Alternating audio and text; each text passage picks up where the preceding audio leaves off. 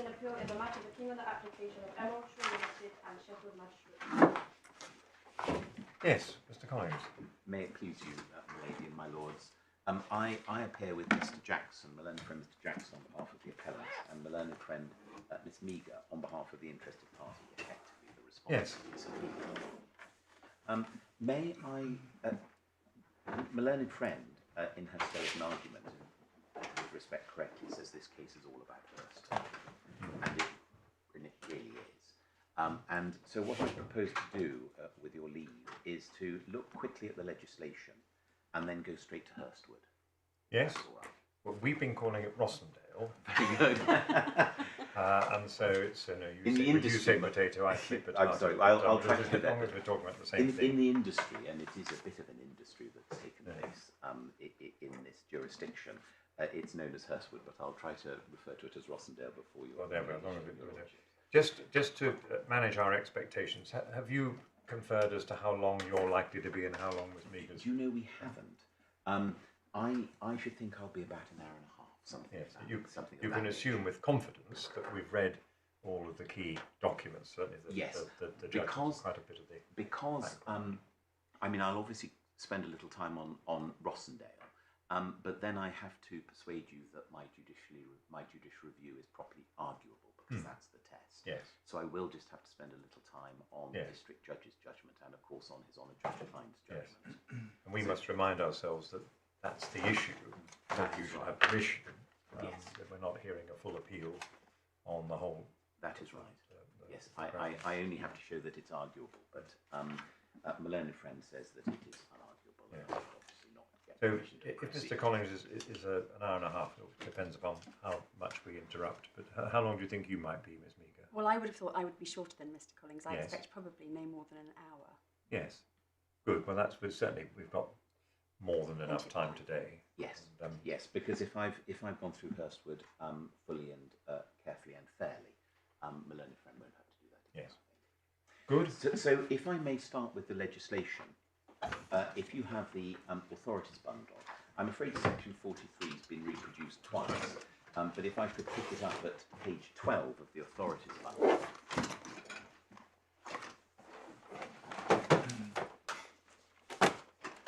Where it's produced, where it's copied for the second time.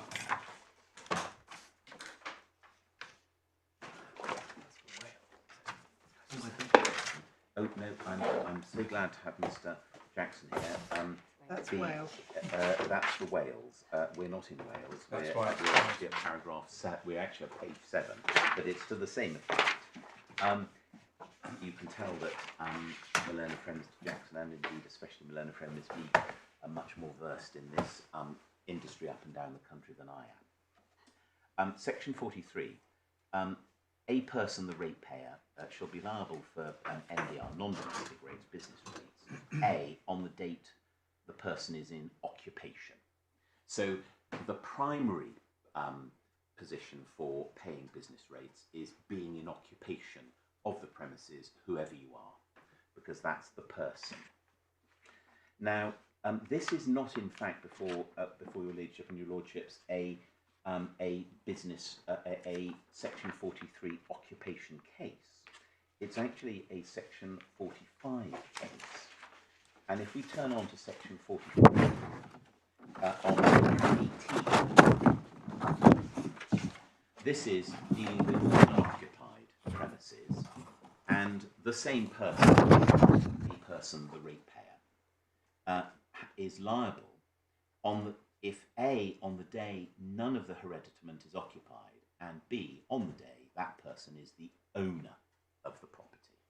So this fixes liability for business rates, as I'll call them by way of shorthand, on the owner of the property where the property is unoccupied. And the critical matter for the present appeal is the definition of or the ingredients of being an owner, which is section 65 on page 23.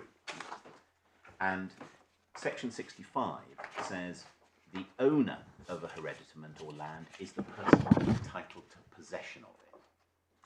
Now, what that means is according to Rossendale, is that sort of bifurcates what one normally would expect to be the position of ownership, because the owner of a premises is usually the person who's the freehold owner or the leasehold owner.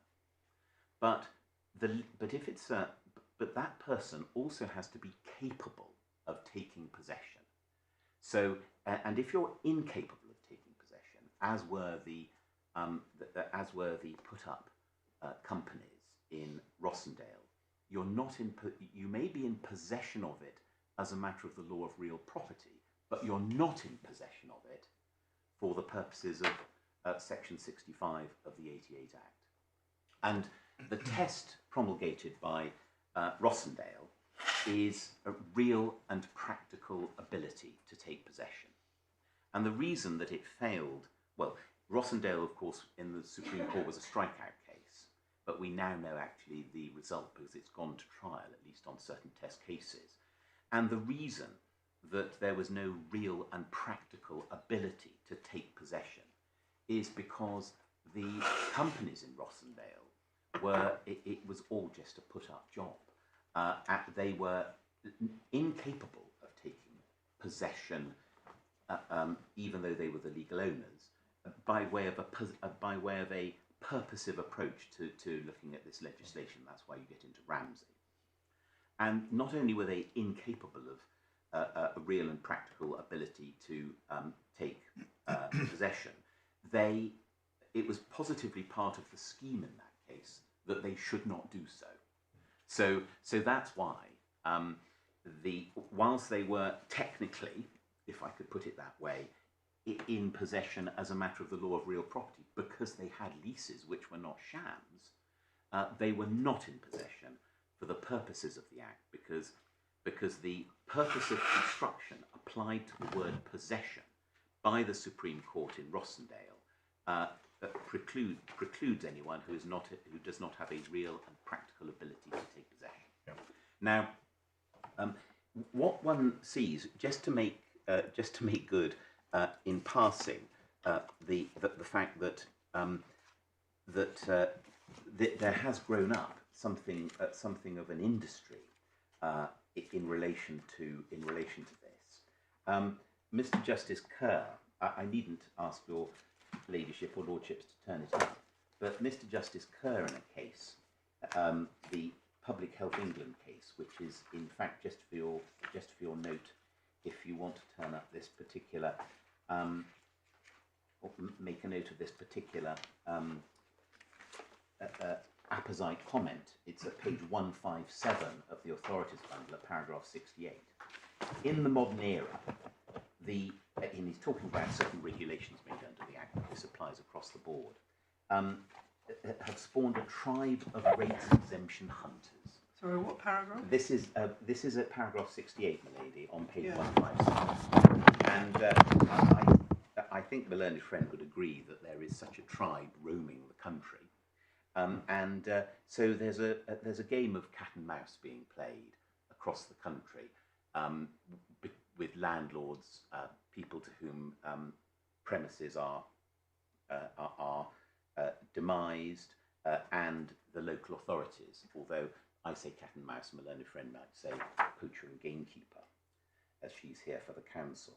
But it's important to note that this game of cat and mouse is not based upon any issues of, sadly in a way perhaps, morality or anything like this. The question is, do you fit within the legislation or do you not? And if you do, then as we would say in this case, the council loses out because they're not entitled to charge non-domestic rates on a particular property. And Mr. Justice Kerr as well, if you look at paragraph 85, for example, just over the page, on page 159, he refers to that issue in the penultimate sentence of paragraph 85. So the question is, do we, where do we fall within the legislation? Now, it's also important to note that we are not here talking about a Section 43 case, because, as I just clarified with my learned friend, the issues before the district judge who undertook the trial did not deal strictly with the question of occupation under Section 43. This was a Section 45 case of unoccupation, and it all really turned upon who was the owner, i.e. who had possession. Because what the district judge found, and what Judge Klein says, is that we are in difficulty in two ways. First of all, we have no real and practical, well, first of all, taken logically, I suppose, he says actually the arrangements pursuant to which we occupied the premises, or at least the district judge said the arrangements pursuant to which we occupied the premises were shams, and so there were no such arrangements. So the owner of the property, Emeraldshaw, had not divested itself of ownership for the purposes of the 88 Act, so it remained liable to the rates. And the alternative argument, or the additional argument, is that in any event, the space to help the charity was not in a position to have it had an inability to take real and practical occupation, and therefore it fell within the purposive construction of possession, which the Supreme Court found was the right way to look at Section 65, ownership and possession, in the Rossendale case. Going back to Section 65, yes, it's person entitled to possession. yes. I think the district judge includes the word exclusive possession from time to time. Is there a need for us to consider that?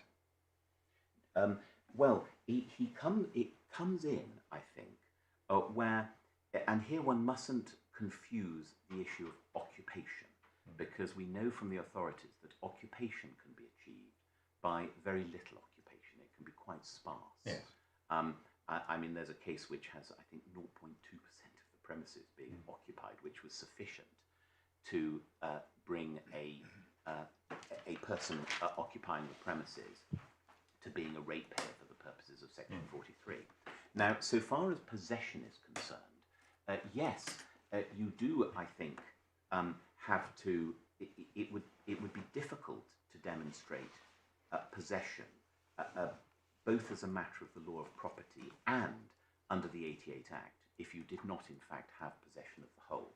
Right. But that does not mean, and there's an issue in this case, that the landlord may not reserve a right to come onto the premises to do building works or something of that sort.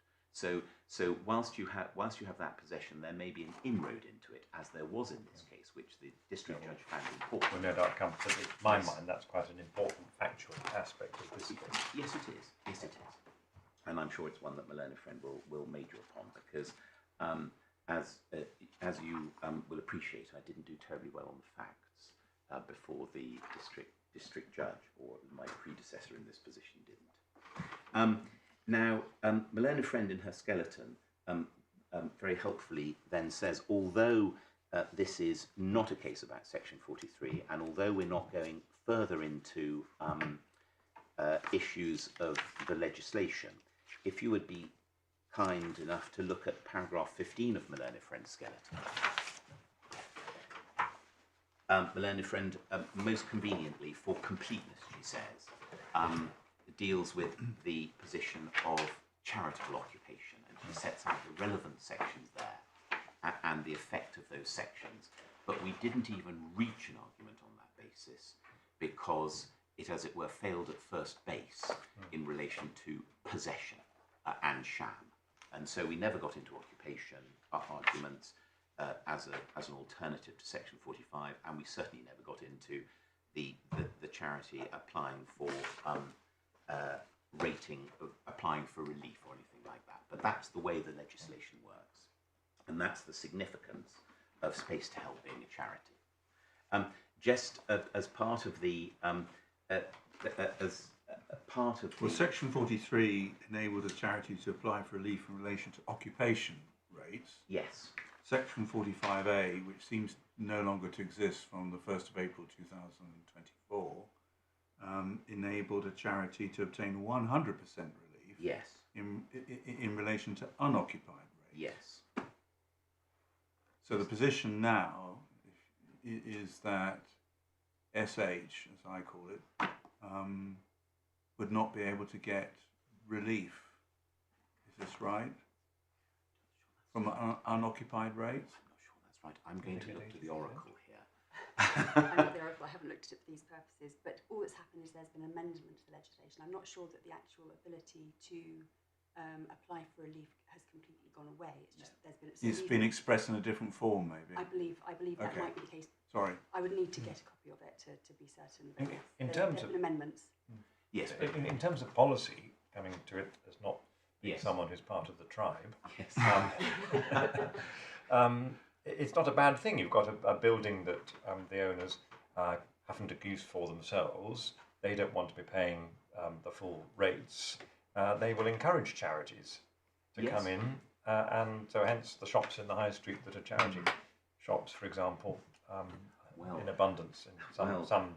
It seemed to be quite a good use of the. I'm afraid there's an irony in that. All right. In that there was an Oxfam case that went up to the House of Lords because they, and you couldn't get a more as it were established charity than that really with their shops and so on, and they did not get charitable relief on a shop because it was a commercial business. It's a and trading subsidiary. That's right. The problem is the Yes, charities it- operate yes, through you're trading. subsidiaries. That's right. Yeah. But it is certainly the case, and one knows this from one's own observation, that empty shops are sometimes used for arts displays and so on and so forth.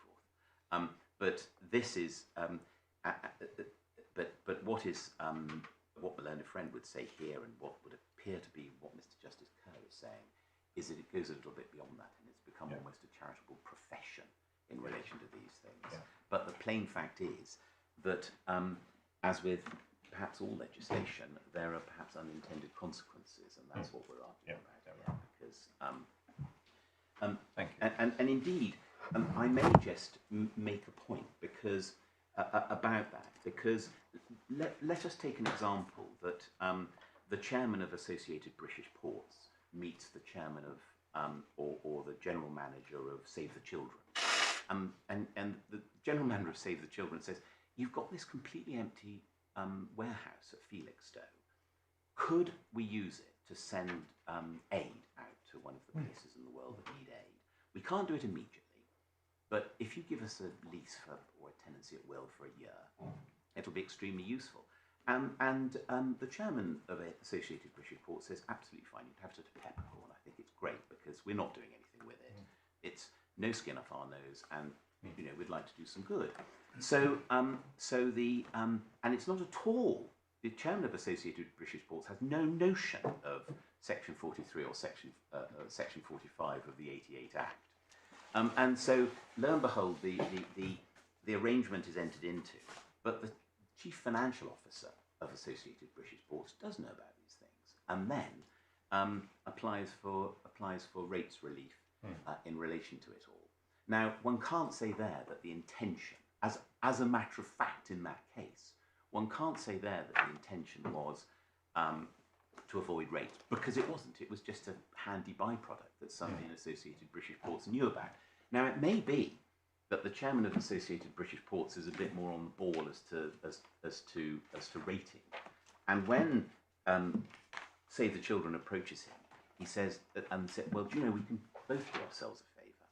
You can have the premises for a year, and it'll help us because we get rates mitigation on it." So, and now in those circumstances, I suppose it's a mixed motive.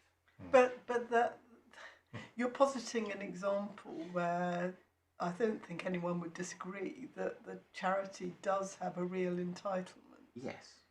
I mean, isn't this no more than it all depends on the facts? And certainly an appreciation that business rates may not be chargeable at all or substantial relief is available is not sufficient to deprive, certainly not sufficient, and is not in fact the test. It's yes, my lady, but I did use the word sufficient because when we come to the Supreme Court Real and Authority, practical. you'll see. You'll see how they express let me just finish my example by positing yet something further. That the chairman of Associated British Ports with this empty warehouse says to the finance officer, just go and find any charity to put in there so we get rates relief. So there's a sort of a gradation of morality, if you like, in my examples. But it makes absolutely no difference if the charity that goes in has a real and practical ability to take possession and for times when it's not in occupation, there's rates relief under Section 45, and for times when it is, Section 45 is trumped by Section 43 because occupation is the top of the tree from the point of view of liability for rates. Now, the reason I gave this example is because when we look at Rossendale, and indeed this case, in particular this case, there is a degree of confusion, and we would say error, on the fact that if it's a rates mitigation case, you lose. And that's, in my submission, the way in which the district judge approached the matter, or at least partly did, and indeed in the way in which His Honour Judge Klein approached the matter. And there's a bit of confusion crept in relation to a heading, I think, pretty much in Rossendale, and one of the paragraphs in Rossendale, and certainly some sentences taken out of context, we would say, which seem to suggest that rates mitigation per se is such a bad thing that if that's the purpose, or even if it's a mixed purpose, then you lose and you don't get your real and practical, and that just is, in my submission, plainly wrong. That's why this whole point about rates mitigation is strictly irrelevant. However, I do accept that in a case like Hurstwood, one asks the question, Rossendale, why on earth would this large property company, PAG Properties, enter into some extraordinary leases with single-purpose vehicle companies for the purpose, one, of the company being dissolved, or two, going into voluntary liquidation, which is not the sort of normal thing you would expect from a property company divesting itself of its interest in property. And of course, at that point, the fact that it's rates mitigation informs the answer, because that's precisely what it was. But that doesn't mean to say, in my submission, that it has any relevance to the test that has to be applied. Yeah. It's quite a different approach. Let me go straight away to Rossendale and make these points good, because I think that there are 2 points. One of the reasons I think that Lord Justice Stuart Smith gave us permission, although he said our case might be somewhat weak, is precisely to afford some guidance really in relation to Rossendale, because my learned friend and I have avowed him about this, that there are quite a few cases of Rossendale in all different ways around the country in courts at first instance. Yeah. This is an extraordinary jurisdiction whereby the powers that be thought that the best way of dealing with business rates was to put them in the magistrates' court. I suppose because they thought that the civil courts were too busy. It leads to all sorts of problems, because there are tribunals that aren't necessarily versed in this area. And secondly, you apply the magistrate court's rules. And so Rossendale, being the top of the tree so far as authorities are concerned, has caused a degree of confusion. And I think there are two... Yeah. And certainly, if there's a widespread understanding that the message is, if it's a rates mitigation case, you lose, then that, you say, needs to be clarified. That is exactly right. There, I think also, to a certain extent, although it doesn't strictly arise in this case, I think there's a widespread appreciation that real and practical means a great deal of occupation, which also can't be the case. But that's not, in fact, for your ladyship or your lordships on this appeal. But certainly the tab rates, 10, is that where we are? It is, my lord, yes. And if I could start with their lordships. Paragraph 1 on page 171, which is a very convenient summary of the position. Although, of course, we're not concerned about, strictly in this case, about the exception of being a company in liquidation. But what is then said after paragraph 1 is a brief introduction in relation to the particular schemes that were in operation there. Paragraph 3, the second line, both schemes relied upon administrative inertia. Paragraph 4, the liquidation version of the scheme has already been judicially branded as an abuse, and that is a public interest winding up petition which was allowed in Manchester by Mr. Justice Norris, and that's reported at 2015 BCC 720. As will appear, the dissolution version of the scheme is no less an abuse of the legal process and may, in certain circumstances, involve the commission of a criminal offence. So there are two schemes. One, the liquidation version, which was already branded an abuse of the insolvency legislation because it depended upon inertia on the part of the liquidator not disclaiming an onerous lease. And essentially what the liquidator was doing, or what it would be doing in those circumstances, is putting the interest of the landlord ahead of the interest of the estate, because liquidators should act with due diligence and speed. And in relation to the dissolution version of the case, as Mr. Justice Norris said, this appeared to revolve around finding a director who had been, quote, down on his luck to take on all these directorships in PAG, and that he effectively did the bidding of the landlord. So it is common ground at paragraph 5 that the schemes have no business or other real-world purpose, and their sole purpose is to avoid liability. And it's also now common ground that the leases weren't shams. And if one looks at paragraph 7,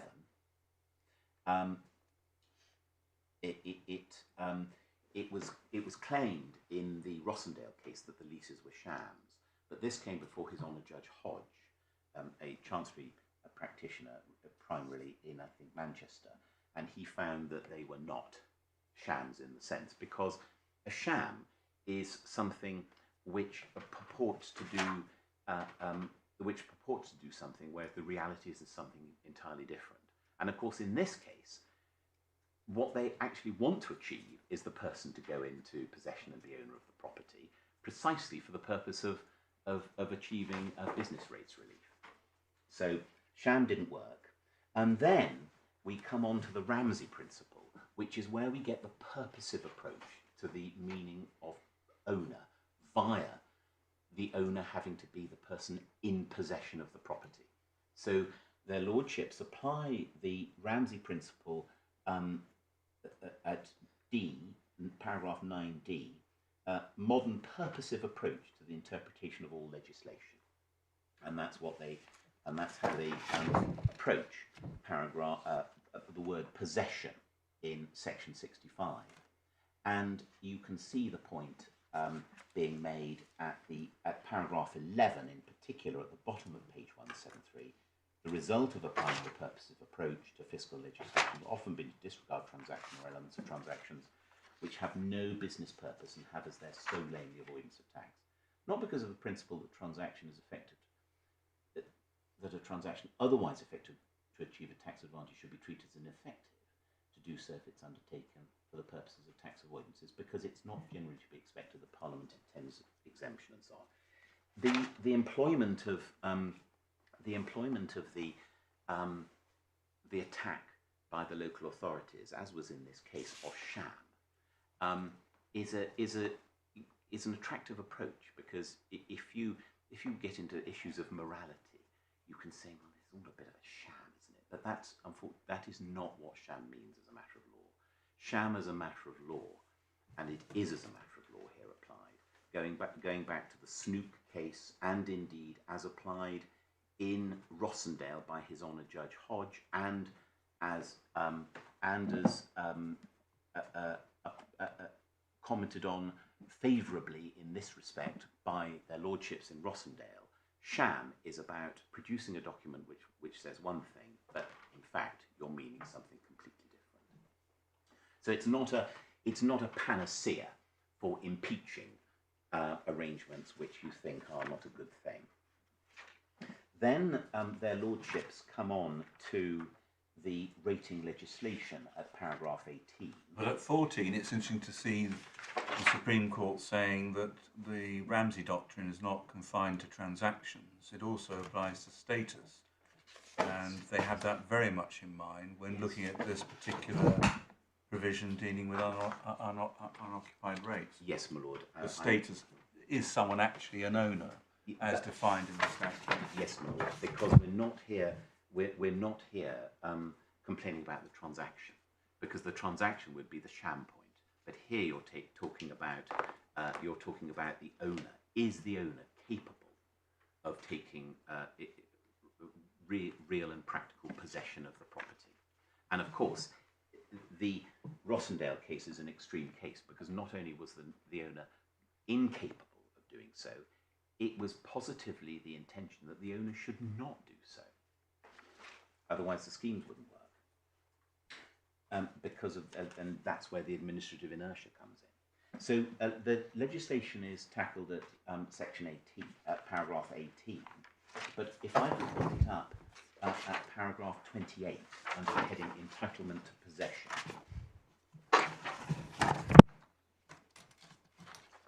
And these are an important couple of paragraphs here, because this deals first of all with the possession as a matter of the law of real property, and in paragraph 28. And if one looks at the last sentence of paragraph 28, such a person also, of course, has the right to decide to keep the property unoccupied. So if you are a person who has the real and practical ability to go in, you don't have to. What that means is, if you have the real and practical ability to go into possession, you are then the owner of the property for the purposes of section 45. And section 45 is in particular dealing with unoccupied premises. So that person can be a person who is an owner within the meaning of section 45 and section 65, but can decide to keep the property unoccupied, but they're still liable for the rates. And that's really where that comes in. And that's why in this case, we never really, the issues were, as it were, issues of first principle. Were we an owner? Was this all a sham? And in any event, were we an owner for the purposes of an occupation? In going back to what I asked some time ago now about what possession means, the middle sentence of paragraph 28 may be important for us. The person entitled to possession of real property is the person who, as a matter of title, against the rest of the world, including any other person interested in the property, such as a landlord, has the right to enjoy the property for the time being. Yes, my lord, that's right. But it doesn't mean, as I said, that you can't have certain inroads built into the arrangement, as indeed there were in this case. For example, a landlord's right of re-entry to effect repairs or something of that sort. But that doesn't affect, as a matter of the law of real property, the fact that you have possession of the whole. In paragraph 30, and this is really summarising the highest element of the purposive approach at the end of paragraph 30, in the penultimate and last sentence. In relation to the central purpose of providing an incentive to bring unoccupied property back into use, the intention is clear. It focuses the burden of the rate precisely on the person who has the ability in the real world to achieve that objective. And that's where we start getting into the purposive approach.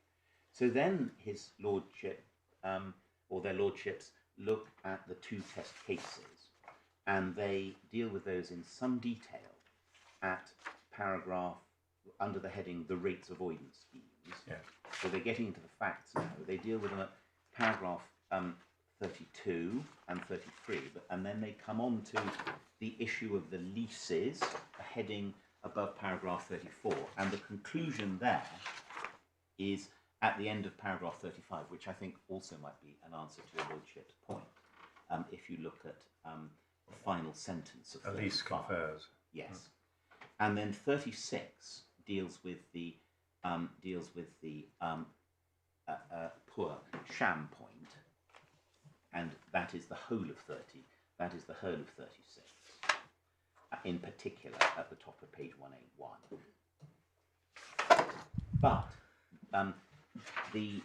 But but they finish by saying that this review of the leases and law of real property act possession and in not being a sham, with the sentence at B on 181, nonetheless, the requirement to review the facts in the round calls for an examination of the other elements of the schemes, all of which, like the formation of the SPVs and the grant of the leases, were pre-planned and designed purely for the avoidance of rates without any business or other purpose. And so they then look at the scheme A, and then on page 183 scheme B, and I don't think I need to go into the details of those schemes. And then at the bottom of page 183, and I think this is where some problems have crept in the application of Rossendale in a practical way. There's a heading called the Summary of Relevant Facts. And one of the facts that is given on the next page in subparagraph 2 is the leases were entered into and the rights under them granted solely for the purpose of avoiding liability for business rates on the part of the defendant for no other purpose. Now, what seems to have happened in a number of cases, and happened in this case, we would say, is that this summary of by their lordships of the facts which have just preceded this part of the judgment, which deal with leases, which deal with the particular schemes, is just bringing the threads together before their lordships come to the application of the legislation to the alleged facts of paragraph 47. And paragraph 46 seems to have developed its own its own life and application.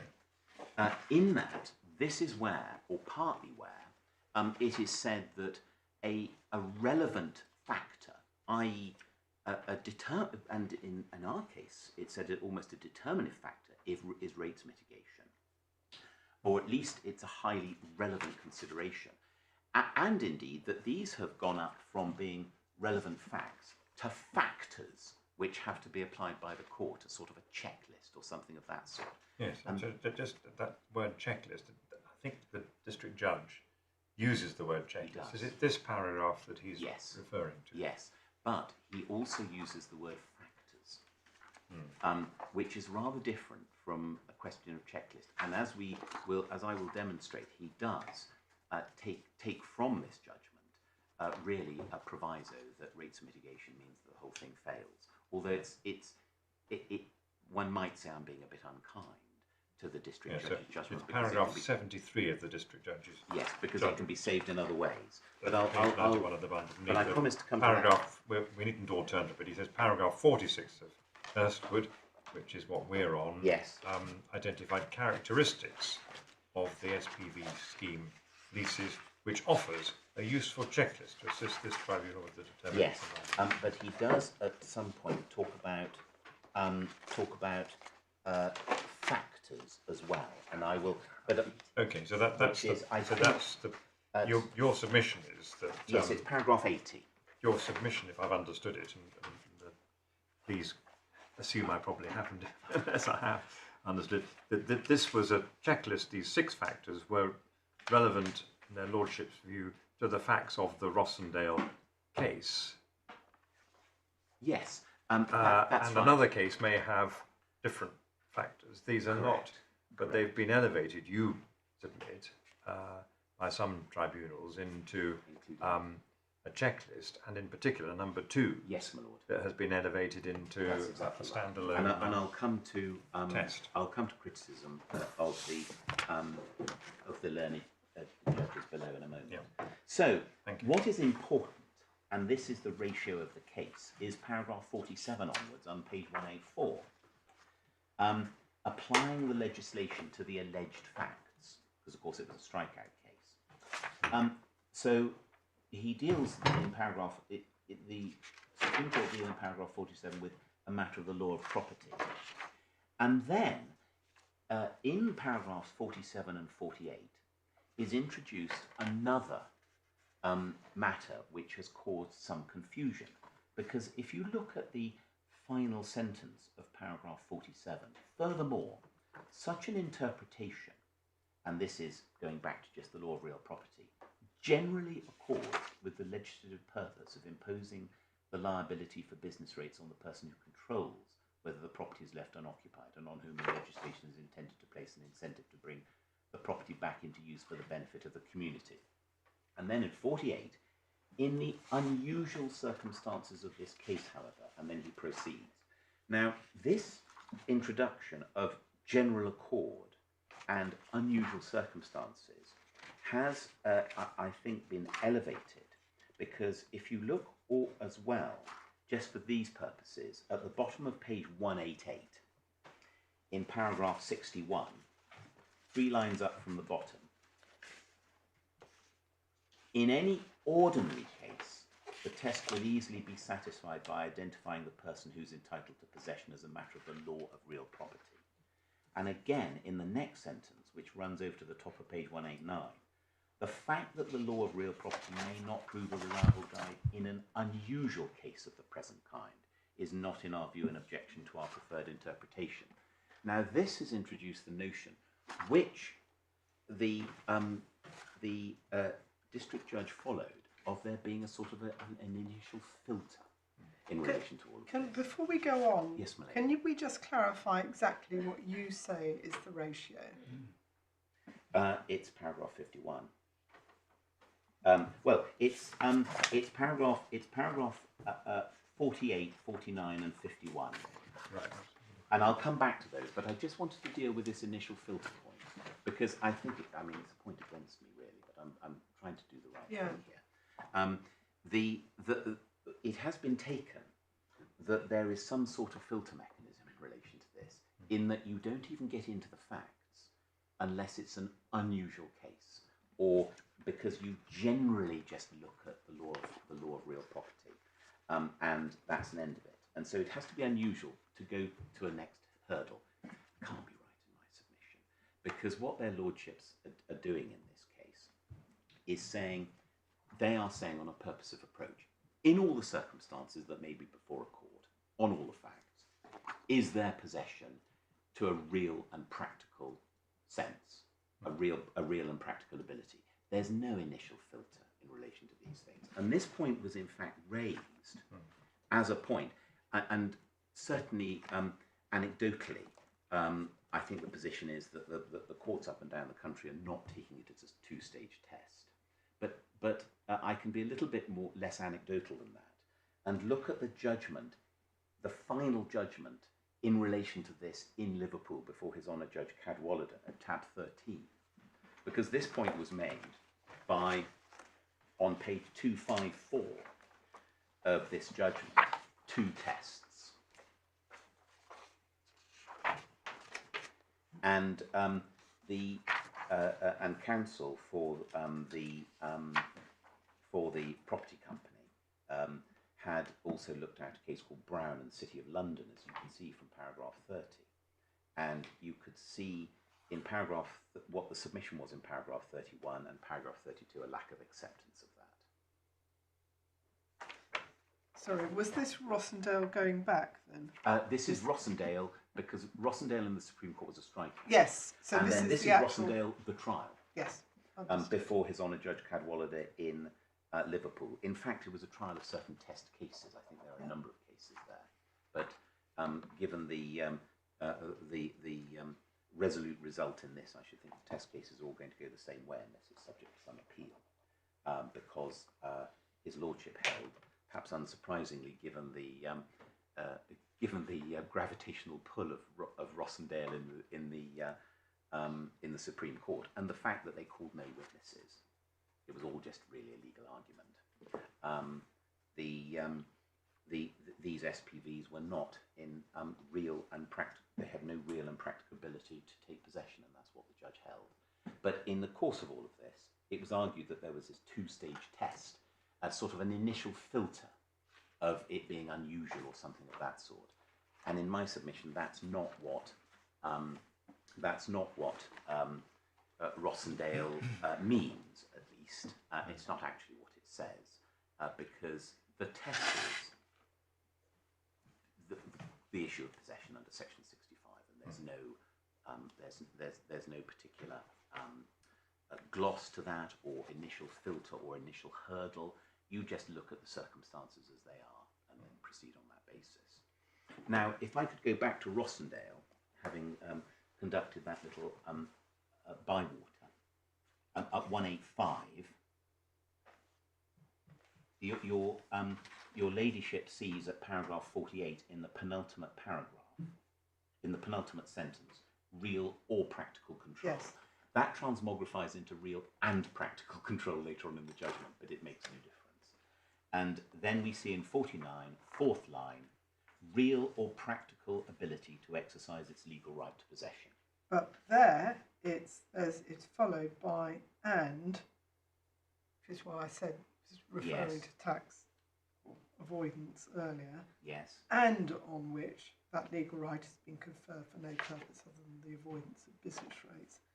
And I think that point, further reference to it, is echoed, for example, at para 61. Yes. So my question, which is about what the ratio really is whether there's two parts to the test or one. Is it just a real and or practical control? My submission, and it's probably against me, is it's real and practical control. And it's not, and the rest of it is describing the situation as it was in Rossendale. I mean, I fully appreciate your point about factors Yes. in paragraph 46. Yes.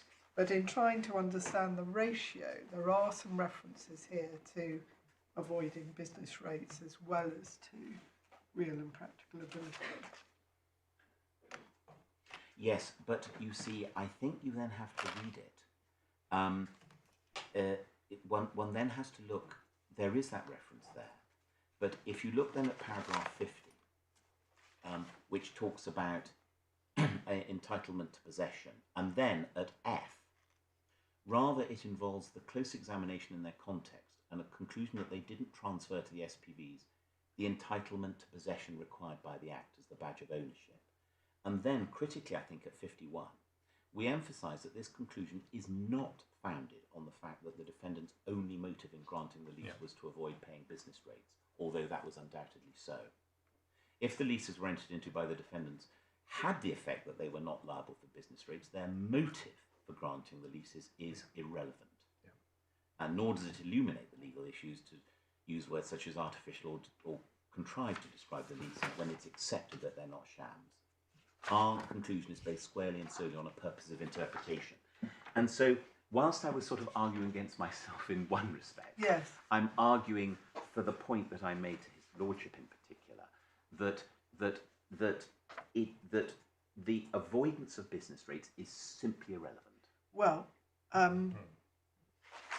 I understand your argument, but we still have to confront the fact that it's referred to at least in 49 and, for example, 61 and 46 and 42. Yes. It's part of the. It's not a decider, but if it's part of the landscape, it might lead to the overall conclusion that there's no real and practical control. That's exactly right. It certainly would. It certainly would inform an extraordinary set of facts. Because their lordships, there was a judgment they would have worked on over time, Yes, indeed. included as item number 2 in the paragraph 46 list. So it wasn't irrelevant to their thinking, but it wasn't part of the ratio. That's exactly right, my lord. Or a discrete element in the test. It was relevant to the extent of being part of the factual matrix in that case. And what it does is it certainly informs what, on any view, was a most extraordinary So if the facts were similar to your first iteration of the chairman of the Association of British Ports, just doing something benevolent, and it happened to have a consequence, then that factor wouldn't be in play in that case. It may or may not determine the legal outcome. Nor would it be in play in my second and third iterations of that example either. And I was then going to go, milady, to paragraph 59, which I think is also important because it perhaps doesn't have the point that your ladyship was making. We consider the words entitled to possession in section 65 as the badge of ownership triggering liability for business rates properly construed as being concerned with a real and practical entitlement which carries with it, in particular, the ability either to occupy or to confer right of occupation on somebody else, and thereby to decide whether or not to bring it back into occupation. That, in my submission, is the real ratio of this case, and it's followed up at C. Doesn't preclude asking the question whether a lease granted as part of a scheme for tax avoidance having the characteristics set out in paragraph 46 confers an entitlement to possession in the relevant, real and practical sense, so as to identify the lessee as the owner for the purposes of the liability for business rates. If it doesn't do so, in particular because under the scheme there's no question of the SPV being able to exercise any of the attributes, and in particular bring the premises back into occupation, then the lessee under that lease will not be the owner. It all reverts back to the person who is. And so for the purposes of the 88 Act, possession has not been divested, and liability for the rates remains with the person who was seeking to divest and did so unsuccessfully because it went to an entity with no real and practical entitlement to occupy. And so, in my submission, I think paragraph 59 is the key. Is the key paragraph. It may be helpful to read that together with the end of 50.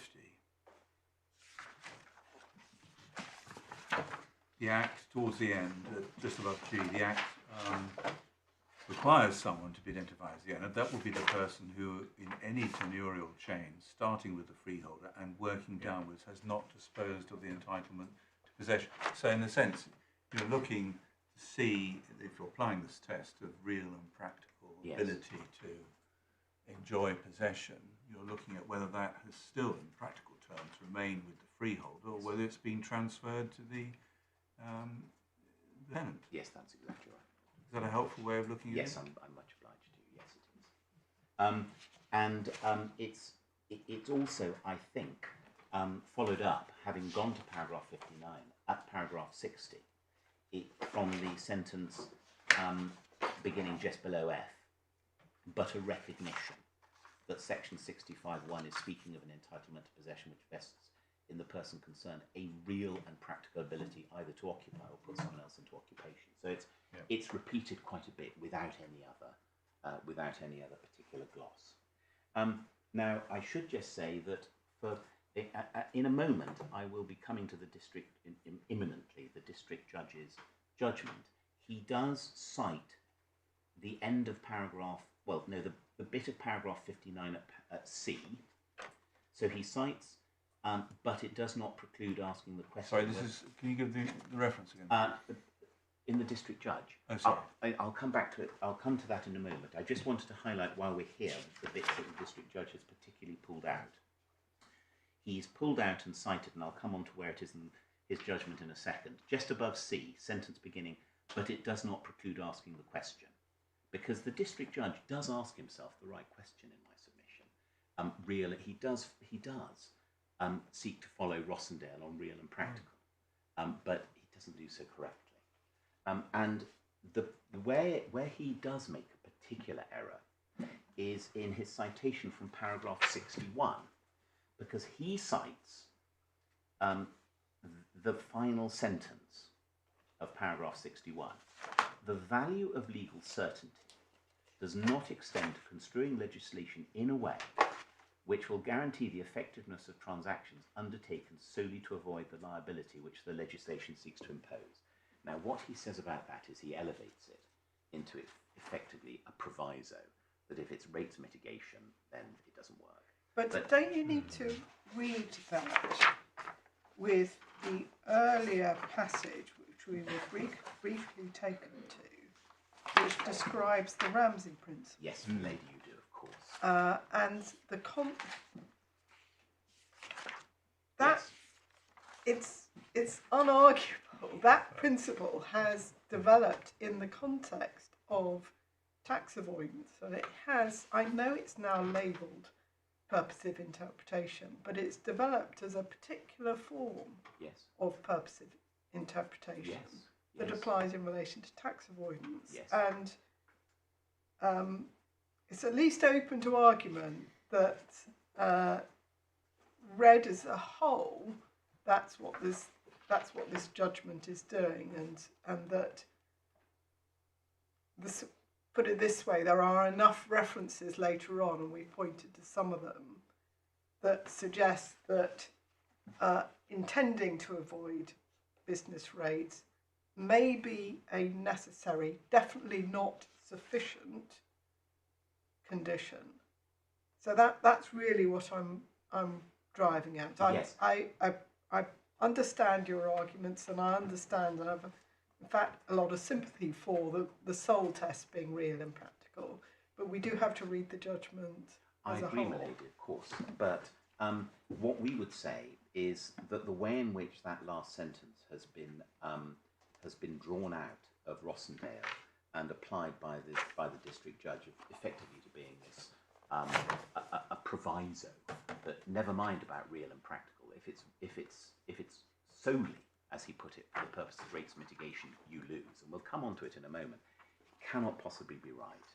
Either read in the context of paragraph 61 as a whole, including the previous sentences in paragraph 61, because what his lordship is doing, their lordships are doing, is bringing together the strands of what the position was in that case. There was no real and practical ability because these SPVs were a joke, and the reason that the whole thing was a joke was it informed by the fact that it was solely for the purposes of relief of business rates.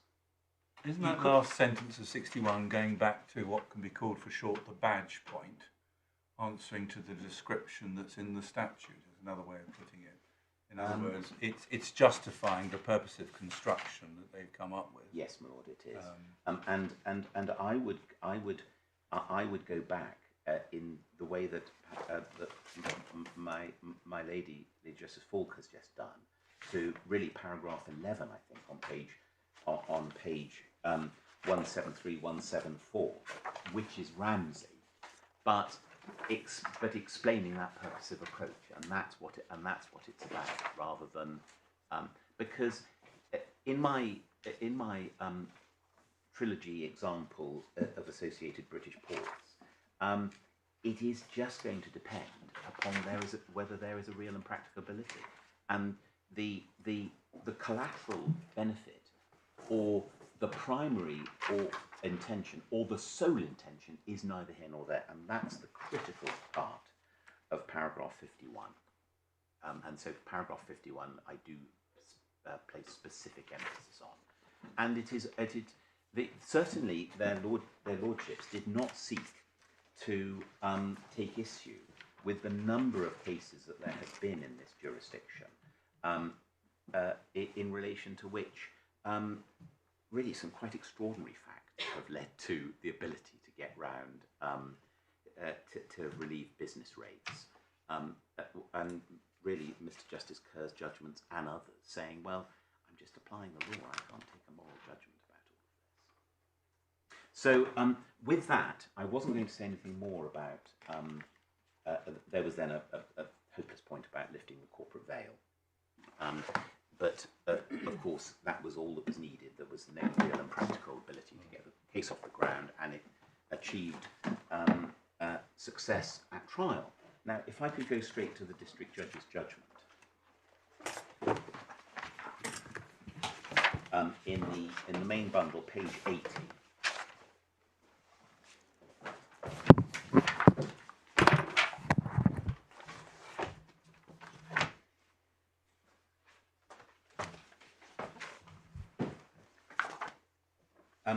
You can see there how the battle lines were drawn at paragraph 29.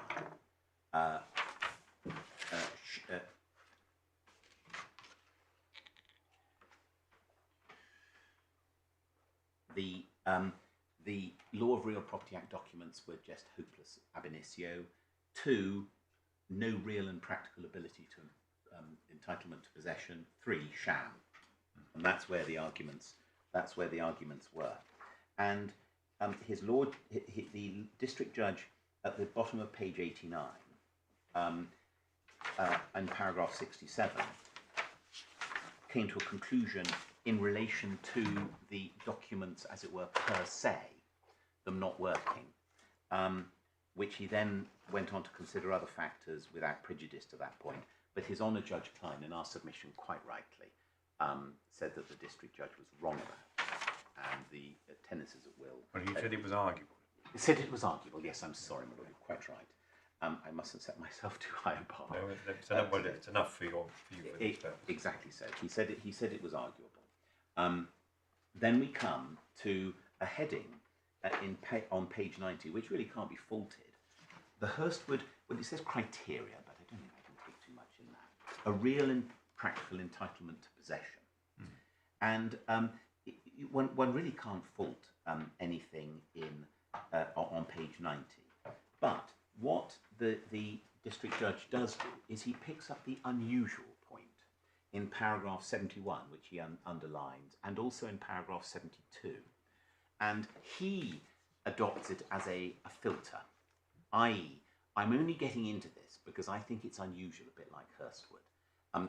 I mean, he's actually wrong about that, but it doesn't matter if he's wrong if there's no filter, which in my submission it can't be.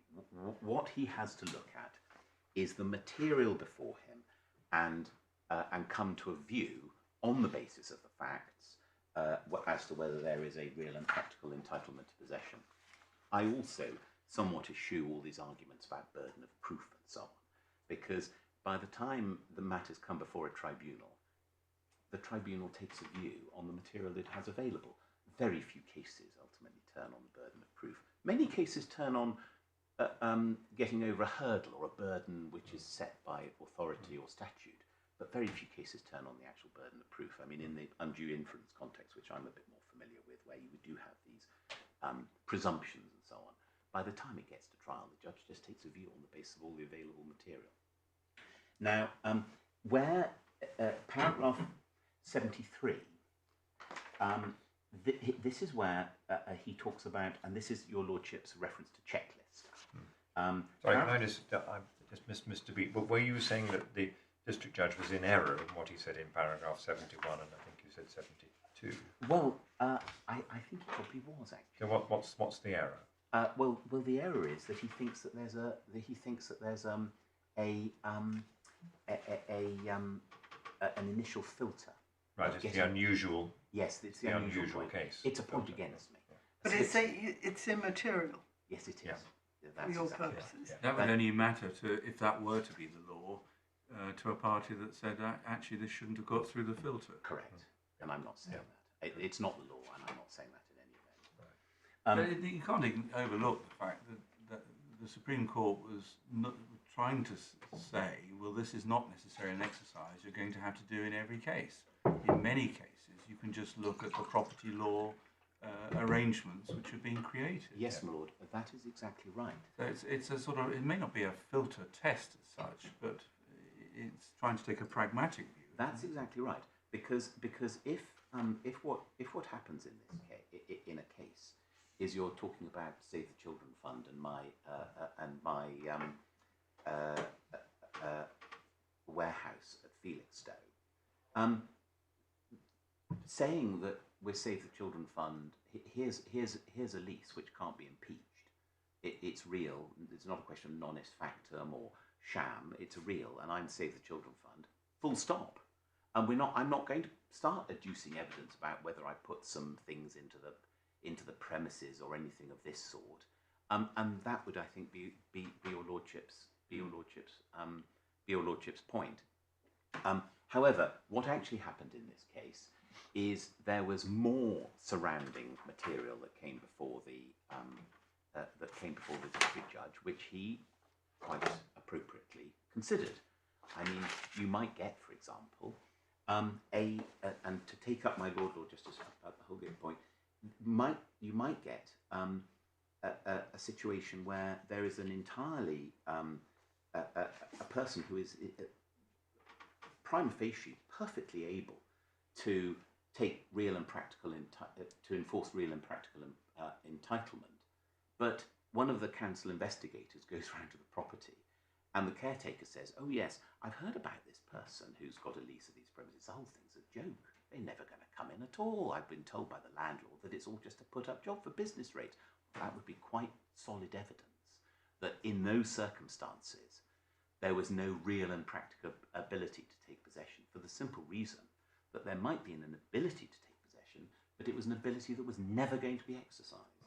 And in those circumstances, the person, the landlord or the person who has the demise may have to adduce some pretty solid evidence to the effect that the caretaker was incorrect in what he said.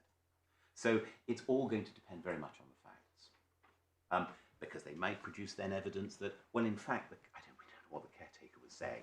We've held X number of charitable events here, and here is the evidence of it, and so on. Well, they wouldn't even need to show that, because all they've got to show is the ability, real ability to take. Yes, I suppose it then boils down. Anyway, I think you might be arguing against yourself to an extent. I think I may be. But if it's a real and practical, you have the real and practicability is entirely theoretical. I must say I would query that. But again, I'm arguing against myself really. Paragraph 73. Paragraph 46 of Hurstwood, summary of relevant facts, identified characteristics of the SPV schemes, which offers a useful checklist to assist this tribunal with the determination of liability. I have difficulty in criticising reference to criteria or checklist or something like this. It's elevation to factor or principle, which is the real problem. And that comes in paragraph 74, because you cannot look at paragraph 74 with that quote from the end of paragraph 61, which I highlighted when we went through Hurstwood, and look at the paragraph effectively without coming to the conclusion that that is a clear proviso that the district judge is saying there in relation to rates mitigation. Sorry, where do you find that? That is the paragraph 74 with the district judge's conclusion at the word, with the paragraph beginning, effectively the Supreme Court was saying. Because he cites that last sentence from paragraph 61 out of context, and we've just looked at that in Hurstwood, but then look at his conclusion in the paragraph beginning effectively. And he adds something else there, that not only is there this sort of proviso that rates of mitigation you lose, he does actually add a further gloss to that. In the penultimate line, he says, construed in a way which would give effect to an arrangement undertaken solely to avoid a liability for the payment of unoccupied premises rates. And we say he's wrong across the board in relation to all of this. So he proceeds to consider in paragraph 76, on the assumption he's wrong about his conclusion in relation to the documents per se, and the tenancies of will are in fact prima facie unimpeachable, he then goes on to consider, goes through the unusual point again. But if you've got a case where a judge concludes that on the facts the grant of a right to possession wasn't in fact a grant of, in the circumstances, a real and practical right of possession, yes, you are left, aren't you, with a situation where there was no purpose other than to avoid rates. So if you're reading as a whole, I mean, if I take your point, if you take that in isolation, it looks like it's a freestanding test, but it may sit hand in glove with the rest of the analysis. Yeah, I mean, the judge, 76 is a bit difficult to read, but he yes. goes on to apply the real and practical test, doesn't he? Yes, I mean, I have, as it were, to get over the hurdle, if I'm right about paragraph 74 being wrong, to say that this had an arguably material adverse effect in relation to the judgment. Yes, and the proof of the pudding is the way he went on to deal with apply it, and it doesn't seem, on my reading, to have been a one-point case. In if I'm satisfied this was solely to avoid liability, then it's Well, It's out. except what one then gets is if you look, and I'll come back to page 92 of the bundle in a second, but if you look at page 93, he then goes on to satisfy his own test. Was the lease entered into solely for the purpose of avoiding liability? That's important. And he concludes at the end of paragraph 90, solely. Now, what one would have to be saying in relation to this is that this industry on the part of the district judge was just neither here nor there. But you have to read on. I mean, he goes on to say why, and there was a lack of evidence to suggest there was any other purpose, and in particular 83, he's looking at bringing the premises back into occupation. There was an intermediary, Lincoln & Co., involved in finding tenants for the empty properties, but they were acting on behalf of your client. Yes, broker or go-between. Not on behalf of the party to whom apparently exclusive possession has been given. Yes, my lord, I understand that. But we do maintain that it is at least arguable that the district judge's concentration on this aspect of Rossendale, and then his additional point about solely, both in paragraph 74 and then going on to deal with it in paragraph 93, is significant and wrong. And we would also point out that if you look at paragraph 79 and 81, it's not as though at this point was being somehow hidden or something of that sort. The respondent is open about the fact that the purpose of the tenancies at will to SH was intended to operate as a rates mitigation scheme. And then he says it again in paragraph 81, the respondent, Emeraldshaw, open in regards to the purpose of the tenancies at will agreements. Primary purpose was rates mitigation. That's a slightly different point, and that's why he goes on to consider solely in relation to his own, as it were, test. And I also point to the fact that paragraph 80, leaving aside the unusual point, which is not a good point against myself, as it were, in paragraph 80, it's entirely appropriate for this court to look beyond the simple consistency of the agreements with a view to identifying the person entitled to possession within section 65, the factors identified by the Supreme Court are a useful starting point. And in my submission, what he was doing is he was elevating rates mitigation, or sole purpose of rates mitigation, to being the most important factor, really, the killer factor. Now, he goes.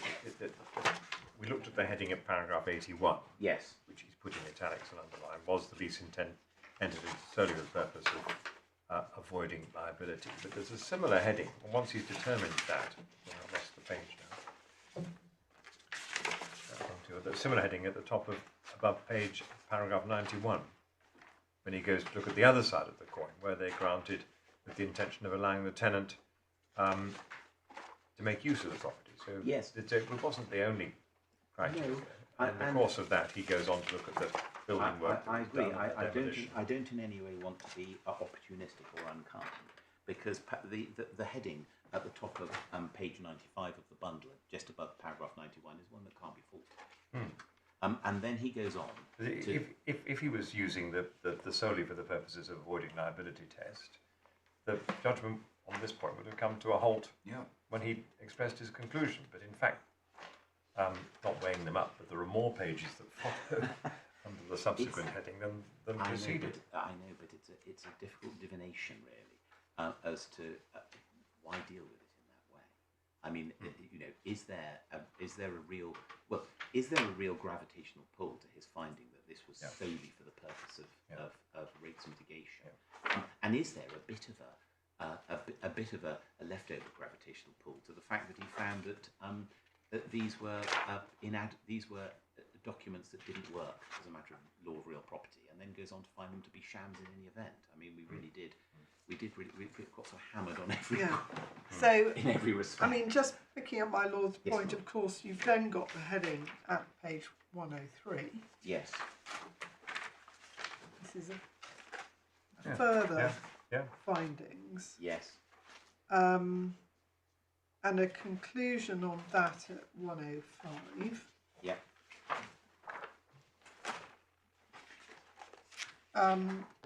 I think you're saying this. I think you need to. I think you're saying that all of this is at least arguably infected. All of this and potentially the so-called sham findings Yes. are infected by legal error. Yes, my lady. I accept that when you come to the heading above paragraph 91, it's an immaculate heading, and when you come to the heading above paragraph 124, it's likewise an immaculate heading, because one is looking at the facts in those circumstances. But your ladyship is quite right in the way that I put it. Although, whilst I do not in any way seek to go behind the facts, because I know from my own particular area of expertise how difficult it is to appeal on the facts to this court, and how inappropriate. It's even more difficult in a JR, because there has to the test is irrationality, really, which is on a Judge Klein respect quite correctly approached it. We're dealing with this as a matter of law. But I do just want to make one minor inroad into the facts under the heading above paragraph 91, and that is on page 97. Because if your ladyship and your lordships look at paragraph 101, the above information is the only evidence that the premises have been occupied. Of course, rather tantalisingly, one doesn't need evidence of occupation, because one's talking about section 45, lack of occupation. But I cannot gainsay the fact that if this evidence of occupation is just preposterous, that is going to be relevant to an overall consideration of a real and practical ability. I can't gainsay that. But what he does say in paragraph 101, I make the following observations on that very sparse evidence. Reference to the food event has no relevance to these proceedings, being outside the period of liability, and I therefore discount it. Now that in our submission is wrong, because the food event, which is referred to at paragraph 100B and 100C, it is an event for which there's evidence, which he therefore obviously didn't deal with because he discounted it. But he discounted it for the wrong reason. He discounted it as a matter of occupation rather than as a matter of real and practical ability. Because you would only be worried about the period of outside the period of liability for rates if you're talking about a matter of occupation for the purposes of section 43. If you're talking about a charity's real and practical ability generally, which is what we're doing under possession, then such evidence is relevant, and so it should not have been discounted. Was it? I thought that it was the date. I thought the 31st of July 2023 was after the period that the liability was being. So I thought that ended in November. Well, it may be, but any evidence of that's the point, though, isn't it? If that's the point he's making, it's not in the time frame. Let me come back to that. Yes.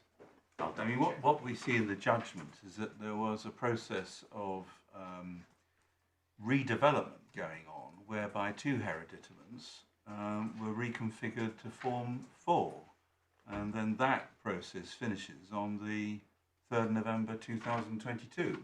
I would infer that the valuation list was changed by the valuation office on the 3rd of November to reflect the fact that there were then four hereditaments. And they might even have been occupied, because we're also told there was a commercial lease granted at one stage. I will let me come back to whether I've made a good or bad point on that, my lords, and I would apologise if I've made a bad point. And so far as occupation is concerned, I note at the top of page 97, paragraph 99, that this is in the context of asking whether there's any evidence of SH using the premises. So he may be using the word occupation a bit loosely, not in a technical rating sense. Yes, of course. Tantalisingly, from my point of view, it might have been better if one had adopted an approach that his lordship had observed, which is you don't get over the as it were the initial point if you have a prima facie organisation which is capable of, if you then is capable of taking possession, if you then start putting the most ridiculous evidence before the court, you might be shooting yourself in the foot in relation to an assessment of real and practical ability, because you demonstrate that you have no real and practical ability. So it may be that that less would have been more in this case, but I'm stuck with what I've got. I of course accept that. Then his lord, the district judge deals with sham on page 109. But could I now turn, because I'm getting towards the end of what I said should be my time. Well, don't. No, I'm of course. Don't feel rushed. I'm obliged to you. But may I turn to His Honour Judge Klein in tab 5 of the bundle. We're not so concerned with his judgment, with all respect to him, are we? We're redoing the exercise. Yes. This sort of brings in the whole point about almost second appeals, which this isn't quite like that. But it is important to know where we've been funneled, because, for example, my learned friend, we're not back into the issue of whether of an argument on law of real property. No. So if it's helpful to you, then please go to it. I think it would be, because we're not hearing an appeal from Judge Klein as such. No, we're not. But of course I did get permission to appeal strictly from that judgment in relation to a refusal. But of course, one. Well, yeah, I think it is an appeal, but I think it's pretty well established that the real focus. Yes. And I think that's what we wanted to be clear about. The real focus is on the DJ's That's why I judgment. started in the right Yes. place. But I do just want one shouldn't overlook this en route, as it were. Page 60 of the main bundle. His lord, and he was sitting as a High Court judge. So his lordship at paragraph 31 sufficiently arguable. I picked up on this just earlier. Sufficiently arguable, the documents do sufficiently identify the demised premises did give possession of the property at law to the charity.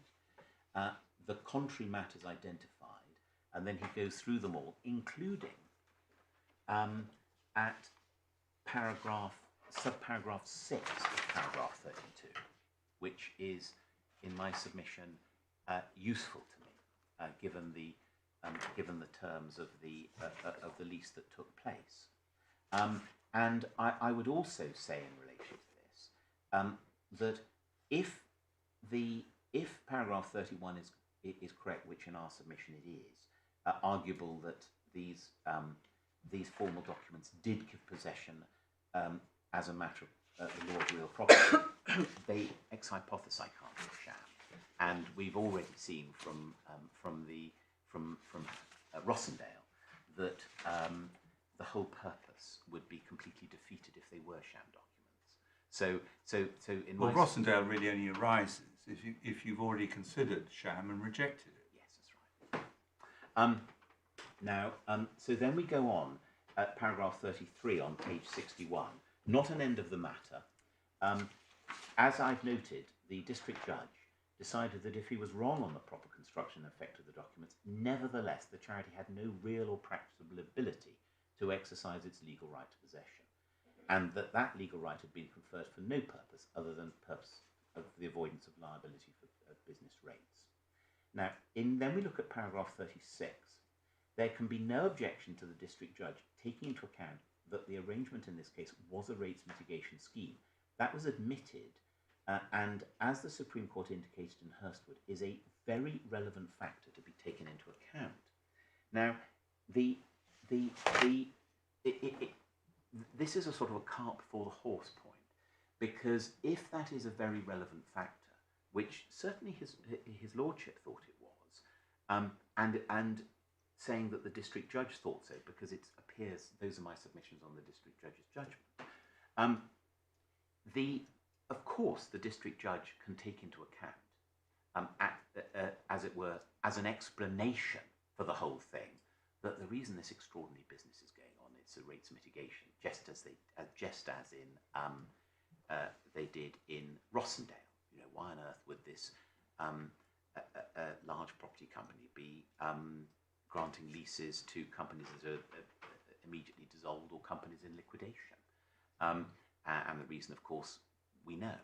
But my submission goes back, and it's my latest point, that this has been elevated to a very great extent in this case, both as it were, at first instance and on first rehearing or appeal. Then we come on to paragraph 37, which I think would be the crux of perhaps what's been put against me principally. On the question of, perhaps it's unfortunate it says utilisation, but maybe it's good to use a neutral term, of the property, the district judge was uniquely placed to make the best assessment of whether the evidence, including the witness evidence, established the property was in fact utilised by the charity. Now, no public law error. The claimant's complaint is no more than a disagreement with the weight placed on the evidence, where it's not suggested that the assessment was irrational. That, in my submission, is the correct test. Claimant does not, in its statement of fact and ground, challenge the district judge's conclusion charity had no resources, no merit in the claimant's complaint. Building work was irrelevant. The extent of the building work and under whose control it was carried out, which the district judge effectively found supported the conclusion the claimant was in practical control, was a key and unimpeached finding. Then he disagrees with the district judge on certain points. Now, if we look at this, of course, about the point about I can nitpick about this because one can say best assessment of whether the evidence, including the witness evidence, established the property was in fact utilised. As this is in fact a Section 45 case, it doesn't matter if it was unoccupied, but the fact that the evidence was there, I of course accept, because we're not talking about an argument under Section 43 of occupation. We're talking about the evidence that was before the district judge for him to take an evaluative decision in relation to possession in the purposive way that possession is defined and has to be applied pursuant to Rossendale. So I'm not going to nitpick about that. But when one pulls the strands together at paragraph 39, I put aside... Before you move on, is there anything wrong with what the judge said at the end of 37? About the building work? The extent of the building work, etc., etc. Well, we say, and I can only say, that this was something that was permitted by reference to the But it is the rest of that sentence, the conclusion that the claimant was in practical control of the property. It wasn't just something he was permitted to do. The claimant was actually running the show. Yes, you see that rather rubs up against things like the food bank point, or the fact that these things did occur. I mean, he wasn't very impressed with that evidence, but that evidence was there. I mean, they weren't in total control of the property. So it is practical control of the property. That's that would be sort of have to be practical control of the whole of it, quite contrary to the documents that weren't shams. So it does, from the point of view of arguability, rub up against some quite difficult issues in my submission. And when one looks at how it is pulled together by the learned judge, paragraph 39, I put aside those last two matters. Nevertheless, when it is taken into account that, and look at his first point, the arrangement was a rates mitigation arrangement. That's the first point he makes, and it's in fact the first point that the district judge makes after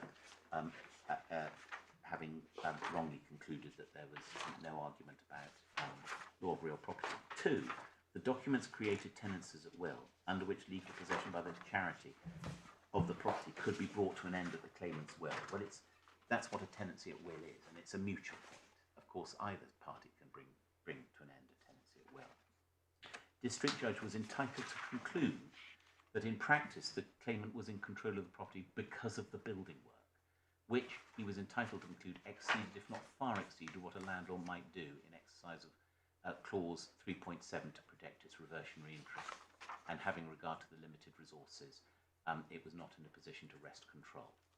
And so that's the summary of his lordship. But we nevertheless respectfully say, for the reasons that I have sought to adumbrate, that it is nevertheless arguable that in this case the district judge fell into error, and his judgment should be reviewed on a judicial review. And those, my lady and my lords, are really my submissions. That's very clear. Mr. Derbyshire, do you wish to follow? Mr. Jackson. Mr. Jackson. Yes. He's following. I've got Gareth Derbyshire on my. Oh, I didn't know that. I'm very sorry, Mr. No, Jackson. no, not at all. Mr. Jackson mercifully is dealing with ground C Right. about some fantastical point. So, about are there JR. anything?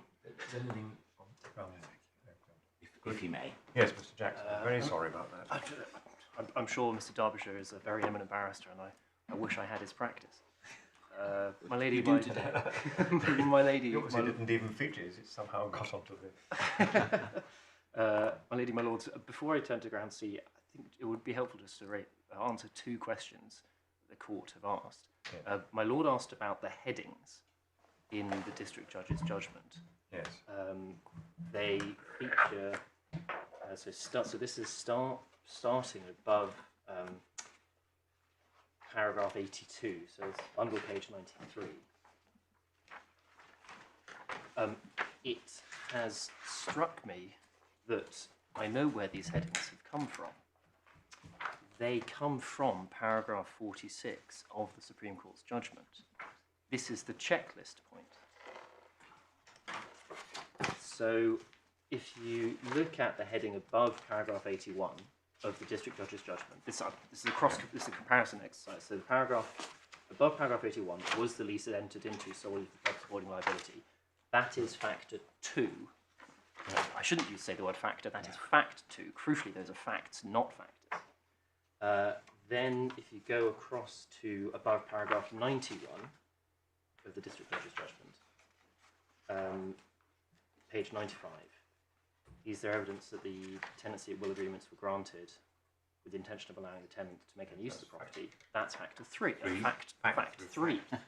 And then, and I will go through this because it actually comes to quite an interesting conclusion. So the next heading, I think, is a few pages further on, bundle page 103.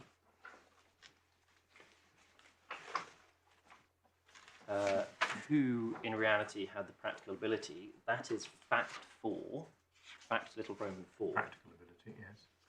The next one, 3 pages after, is Reference to Lord Denning's phrase is a direct quote. Or direct Yes. reference to fact 4. yes, indeed. And so now, so district judge's judgment, bundle page 106. The heading at the top of that page, was it ever intended any business rates would actually be paid? That is fact 5. You look about 3 lines down on fact 5. It's not intended that any business rates would actually be paid. Yeah. There is no fact 6 in the district judge's judgment because fact 6 at paragraph 46 is that the schemes before the Supreme Court were in abuse. Which is a point picked up by Judge Klein when he says that this wasn't a factor present in the present case. But as I understand the submissions which have been made for the appellant, it's not being suggested that it's a necessary requirement. No, but what and I think this goes to my lady's point about how the errors have infected, my lady's question I should say, about whether the errors have infected the whole of the district judge's judgment. What has happened is the district judge has applied these 6 facts as elements of a legal test or as legal principles to be satisfied, and that is the wrong approach.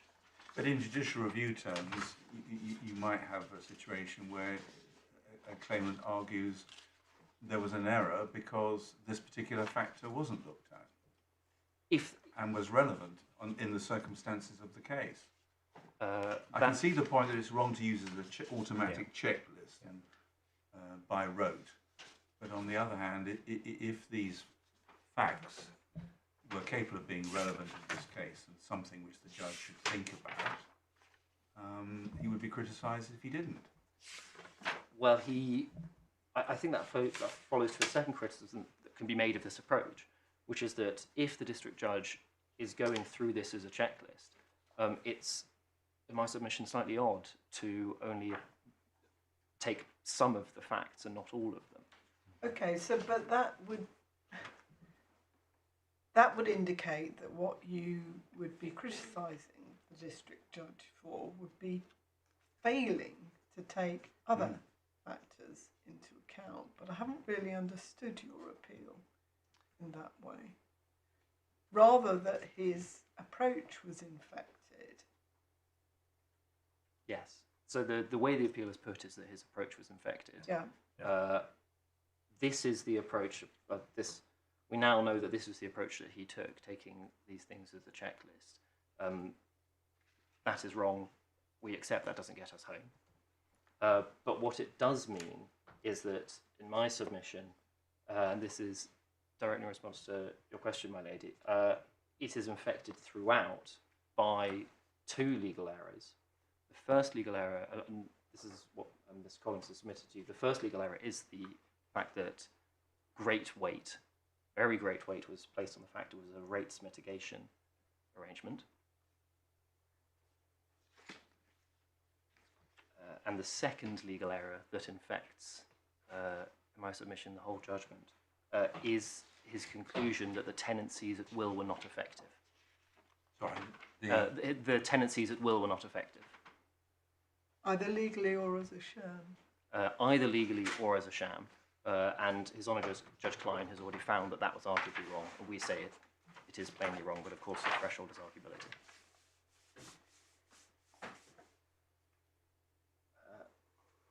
So those were just the 2 points I wanted to make on. Helpful. Firstly, that's where the headings come from, and secondly, that those are the two errors that infect the entire judgment to the arguability threshold that we need to meet. Just on ground C, section 31. So this is in the district judge's judgment. Sorry, His Honour Judge Klein's judgment, page 62.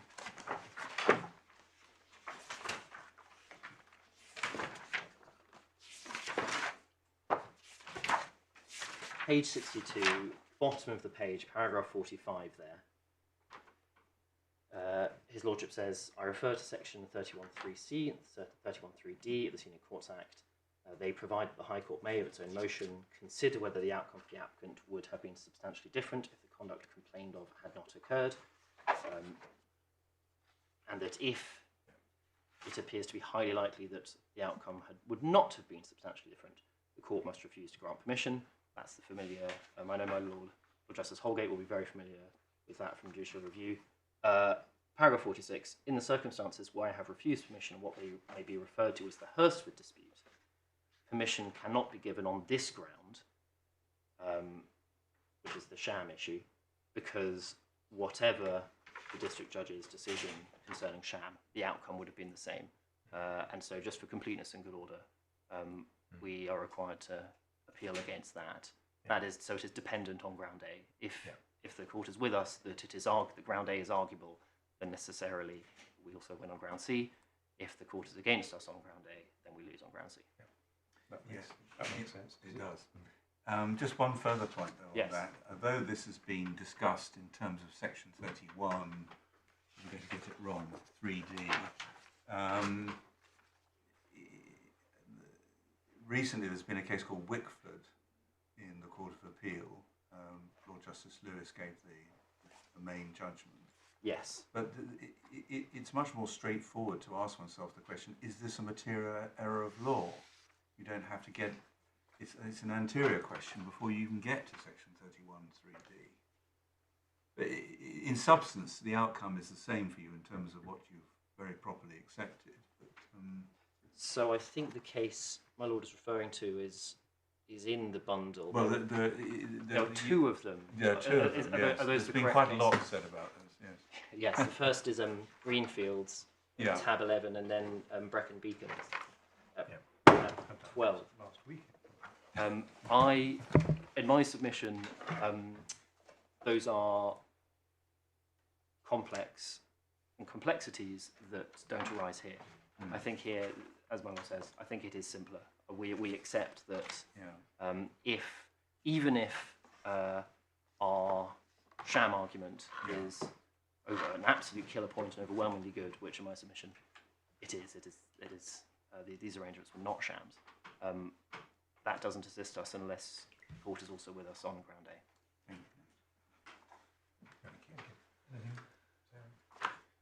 No, Mr. Jackson, very grateful. Yes, I'm much obliged to my learned friend. I hadn't appreciated the point about the headings. I think it probably boils down to a formulaic infection. Is how one might put it. We haven't heard any oral submissions on the sham issue. Well, it was simply that. But you're maintaining there are written submissions. Oh yes, we've certainly made written submissions on it. But what I sought to do as well was really to say two things. The first is that it is that it is, as was said in Rossendale, it would be quite bizarre if these were shams, because the whole purpose of these arrangements is to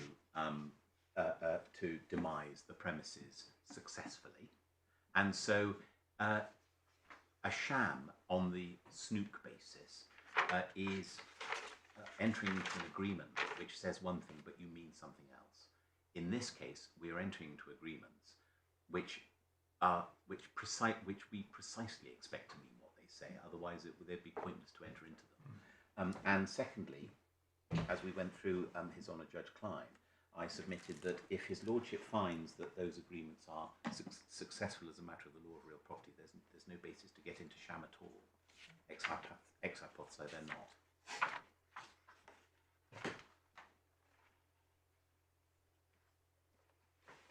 And the real analysis, or the best analysis of sham, comes in His Honour Judge Hodges' judgment, which was the first of the Rossendale cases, which appears at tab 8 of the authorities bundle, and His Lordship reaches the conclusion on sham at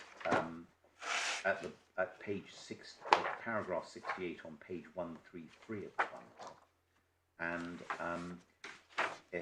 so what goes before is, in my submission, an analysis that can't be faulted,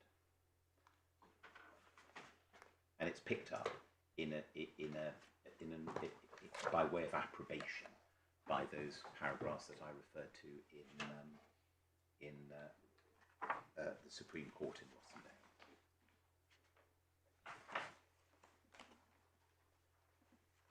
And that was. So page 132, paragraph 60. Judge Hodge draws the threads together. Yes. Itemizes 6 points and then endorses them in the next. Yes, that's right. That's right. It's a fine analysis in my respectful submission. Thank you. We're much Once again, Mr. Collins. Yes, Ms. Bean. Thank you. As is often the way, by the time I get to stand up, I might have completely rearranged my submissions to try and take account of what Mr. Collins has said, and to try and assist on points that I think might be useful for me to recover, if you like. And what I wanted to start with is just to go back to the point that Mr. Collins made right at the beginning, which was that this was a Section 45 case and not a Section 43 case. And that is because that is precisely the way in which the Emeraldshaw put its case. So the appellant put its case in that way. I'm not going to trouble you with it, but at tab 29 of the bundle is the respondent's amended position statement. And in that, it's made very clear that Section 45 and Section 65 are the material provisions, and accordingly, dependence for liability being avoided here was put specifically on the tenancy at will agreements that were the central subject of this case. And you will undoubtedly have also seen from the analysis of the evidence that the judge heard that very little, if any, credible evidence of occupation was ever provided to the court, and that presumably is because it was not an occupation case and the appellant wasn't advancing the case in that way. So it proceeded before the Magistrates Court under the guise of Section 45 and Section 65 and what it meant to be an owner, or entitled to possession of the premises, to be the owner of the premises for the purposes of Section 65.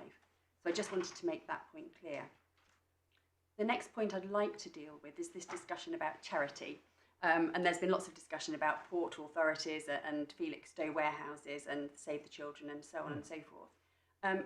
The ability, the party that obtains charitable relief is the tenant, not, as Mr. Collins suggested, the port authority or the port owner. He suggested that the port owner would be very happy to put Save the Children into occupation for a peppercorn rent on the basis that it would get relief from liability to business rates. In the event that a right to occupy was granted to Save the Children, it would be Save the Children that would be entitled to the charitable relief, because the Port Authority would have dispensed with its ownership of the property for the period. That's That's the point. what I understood Mr. Collins to be saying. Oh, I'm so sorry. I misunderstood It's that. relief in a different way, and it may explain why some of these arrangements are entered into. I think it which explains is- very clearly why some of these arrangements are entered into. And I make the point in my skeleton argument at paragraph 15. The test as to whether charitable relief is not automatic, even being a charity, as Mr. Collins said to you, there was a case of Oxfam, which invariably is a charity, but because it was seeking charitable relief for its shops, which simply do trade and gather in money rather than in fulfilment of its charitable purposes, it wasn't entitled to relief from non-domestic rates. And so it's not a foregone conclusion that even where you have a charity that is undeniably a charity, that it will get relief. And even if it's in a position to apply for relief, if it establishes itself as a charity, and let's not forget that Space to Help was not a registered charity. Now, I make no criticism of them for that, because they weren't obliged to register as such, because their income was below the threshold above which you are compelled to apply for charitable status. In those circumstances, they would need, had they pursued the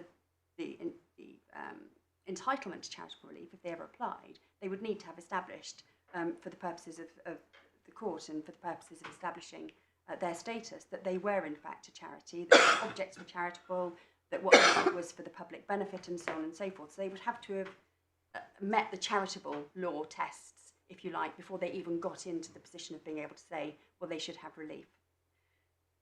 Relief for charitable occupation, or in circumstances where there's no occupation, still depends upon a test being met, which is that either when in use or when next in use, depending upon whether you're talking occupied or unoccupied, there would need to be proof and it would need to be established that when next in use, or the use would be wholly or mainly charitable.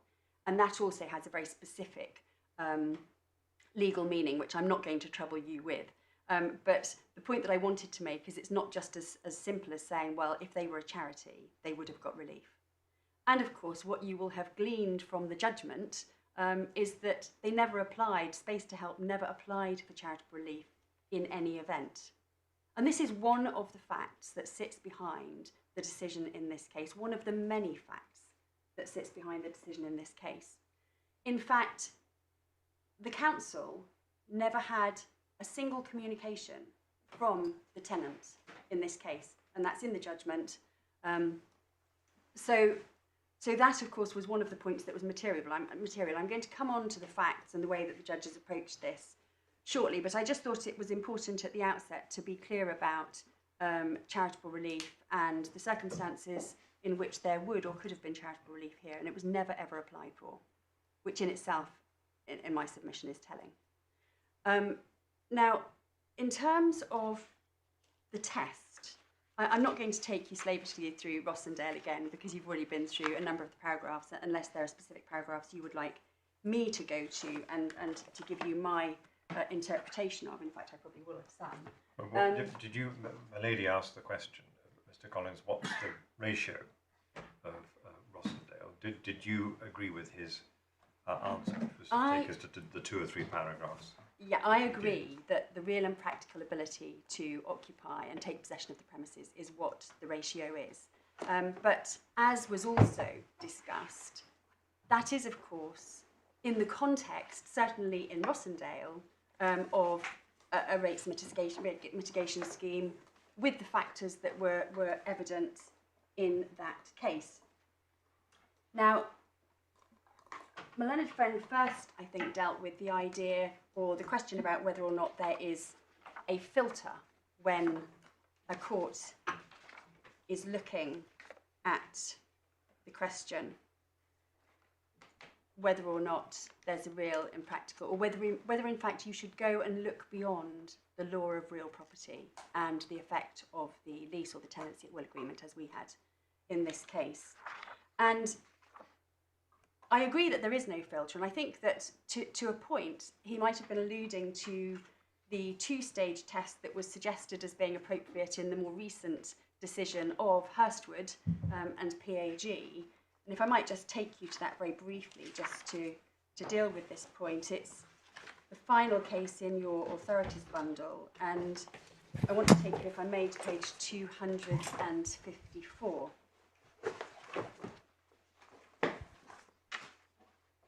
So we are here in the decision of His Honour Judge Cadwallader, pardon me, it's a bit of a mouthful. And at page 254, he's got the heading there, 2 tests. Are there 2 tests? Because it was suggested to him in submissions that there were 2 tests. And one of those tests was promulgated on the idea of the decision in Brown. And only if you failed that test would you then go on to look at the test in Rossendale. Yeah. And he rejected that proposition, quite rightly, in my submission. And so if that was the 2 tests, if that was a 2 tests point that Mr. Collins was perhaps alluding to, then clearly there is no such 2 tests. In terms of Rossendale itself, I don't think that what the Supreme Court was saying, despite the fact them talking about usual cases and unusual cases, because they make that distinction themselves, I don't think they were saying you have to get over a hurdle to begin with. You have to decide this is an unusual case before you can start to look at the various factors or criteria or just features, if you want to call them that more neutrally. But because you will undoubtedly have looked at all of the features in order to decide that it wasn't a usual case and that it was an unusual case. It's rather circular in many respects. And so I would agree that there is no test that arises out of Rossendale that says you must do it in this sort of formulaic fashion, where you first of all look to see if you can get over the threshold before you then descend into looking at all of these various other points and factors that might... Okay, so all you do is look at all the relevant factors and apply the ratio, which is real and practical. In my submission, that's right, yes. And I think that's Mr. Collins' position as well. Yeah. So I don't think there's very much between us, which is why, as he said at the beginning, there's probably not a lot between us on Hurstwood and the way that you should interpret it. It's refreshing to hear. Whenever I've been against Ms. Meagher, there's usually been very little between us, except the result, for some reason. So yes, I would agree with that analysis. And so really what this comes down to is the way in which the judge applied Hurstwood to the facts of the case that the district judge, that he presided over, and of course the assessment that His Honour Judge Klein, sitting as a High Court judge, made of the district judge's approach and whether or not his decision based on Hurstwood was impeachable or unimpeachable. And of course he used the language himself to say it was unimpeachable, the way in which the district judge had dealt with the Hurstwood case and its application on the facts of this particular case. So I think that what perhaps will be most useful if I take you to the district judge's judgment and go back over some of that and how I say the criticism that's been levelled at his judgment isn't maintained or shouldn't be maintained. Yes. So I'm going to be looking at page 90 onwards, but just before I do, my lord, there was just one point that you made at the very beginning. You made reference to the fact that the judge had in his judgment made reference to exclusive possession rather than possession in the context of an entitlement to possession. He made reference to exclusive possession in his assessment of whether or not the tenancy at wills were competent as a matter of the law of real property. It was at that stage. It was at that stage, yes, and I can take you to, I've highlighted it. So it was long before he got onto Hurstwood, and he certainly didn't look at it in the context of Hurstwood. No need to take me to it. Well, it's on page 84, so it's a heading above paragraph. I knew I'd read it. Yes, and you were right. You had read it, but I just wanted to make the point that his consideration of exclusive possession, had nothing at all to do with his assessment of Hurstwood and the Hurstwood criteria. Thank you. And so, if we begin at page 90, which is where the district judge begins his assessment of the Hurstwood case, I'm going to call it. He, of course, puts Hurstwood criteria, a real and practical entitlement to possession. There can be no doubt that he understands what he was looking at in making his assessment based on Hurstwood. He was looking for a real and practical entitlement to possession of the premises. Now, at paragraph 71, and your attention has already been drawn to this, he says that the Supreme Court then examined the circumstances of the SPV rates mitigation schemes. In that case, identified particular characteristics, and that the scheme rent, in that case, cases of an unusual nature, it was necessary to look beyond the law of real property, which would otherwise invariably mean that the granting of the lease would be sufficient. And of course, that's absolutely right. That's an absolutely appropriate interpretation. But in my submission, he's not using the unusual nature as a filter. He's just recognising that in cases where you have certain characteristics present, it may be that it is an unusual case where the lease itself, or where the circumstances surrounding the lease or the tenancy at will agreement or whatever it is, give rise to questions about whether or not it really does do the job that it's claimed to do, then in those circumstances you would look beyond it. Now, we've already heard that, and I think that you've already picked up that in the evidence, that once there was a reconfiguration of the hereditaments in this case, leases were granted, and the council did accept those leases as being genuine leases, and invariably the tenants have presumably gone on to pay their non-domestic rates accordingly. So there were circumstances in this case, reasons why the council wasn't prepared to accept that these were what they said they were on the face of the documents, and why they started to look beyond that. And of course, the evidence that the court heard is set out in great detail in the next umpteen pages, where the judge has assessed that. But what the judge was really doing when he looked at the Hurstwood factors or features or characteristics or whatever you want to call them, he used them quite sensibly as a roadmap for him to then approach the question in this case as to whether or not there was a real and practical ability for space to help to occupy or to make use of the possession that it was said had been granted to them. Occupy not necessarily, because of course when one has possession one doesn't necessarily want to occupy. One might want to put somebody else into occupation. Or there might be some other unknown reason as to why having possession of a property might be of some interest or use to somebody.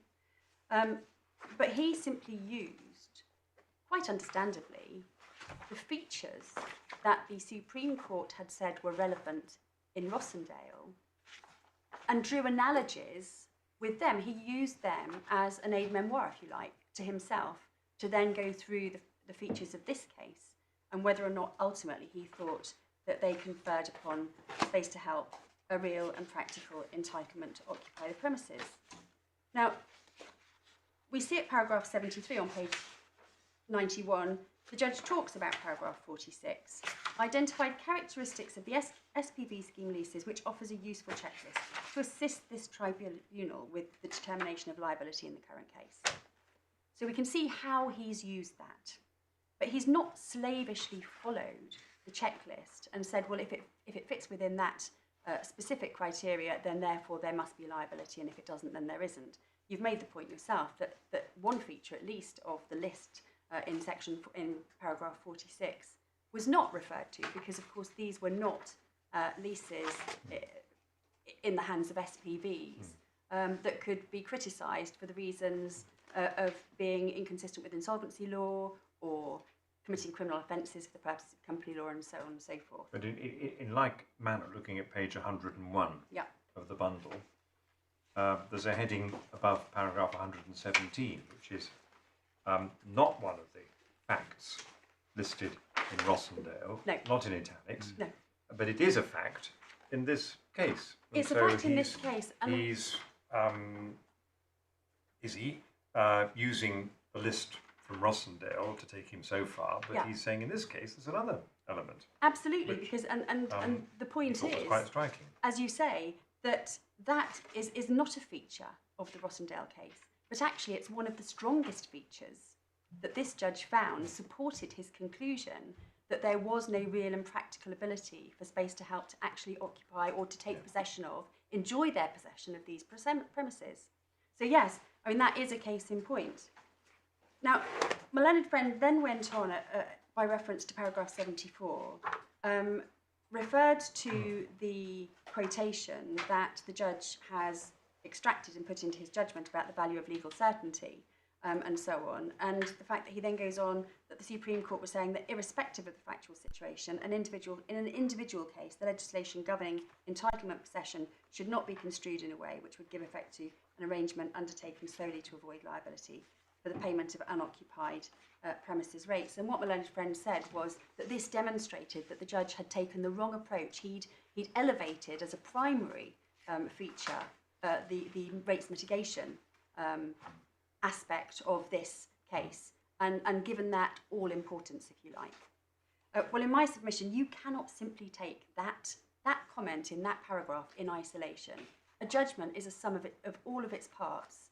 And that is the way, on any appeal or a judicial review, one has to have regard to the substance of the judgment. I mean, I think you probably need to accept that the district judge overstates it in that comment. He overstates it. I mean, even by reference to certainly by reference to what the Supreme Court said, because it used the word doesn't guarantee, which is different. If you take that in isolation, I would readily accept that it was an overstatement. Yes, I understand your submission, but I just wanted to clarify that you do accept that there is something. Clearly, rates mitigation, but in and of itself, is not a reason to find that a lease or a tenancy is not does not confer a real and practical entitlement. And if you look at, let me find the relevant. And the judge recognises clearly that rates mitigation per se, I'm trying to find the paragraph for you. Yeah, if you turn a page to paragraph 79.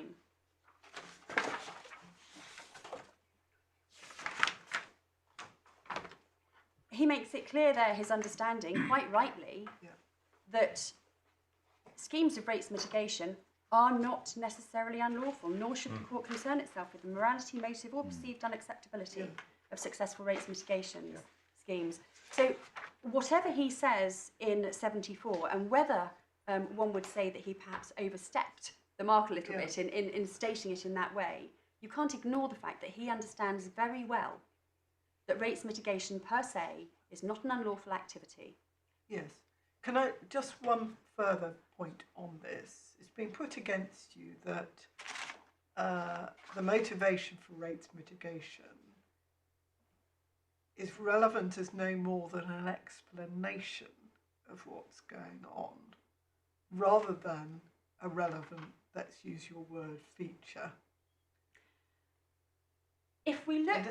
And I think I just wanted to understand what your response to that. If I understand what you're saying, I think that the answer probably lies in, well, more than one thing, in fact.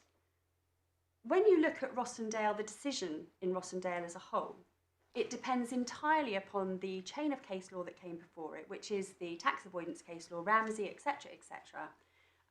And that, of course, was concerned with the way in which one should approach the interpretation of statutes.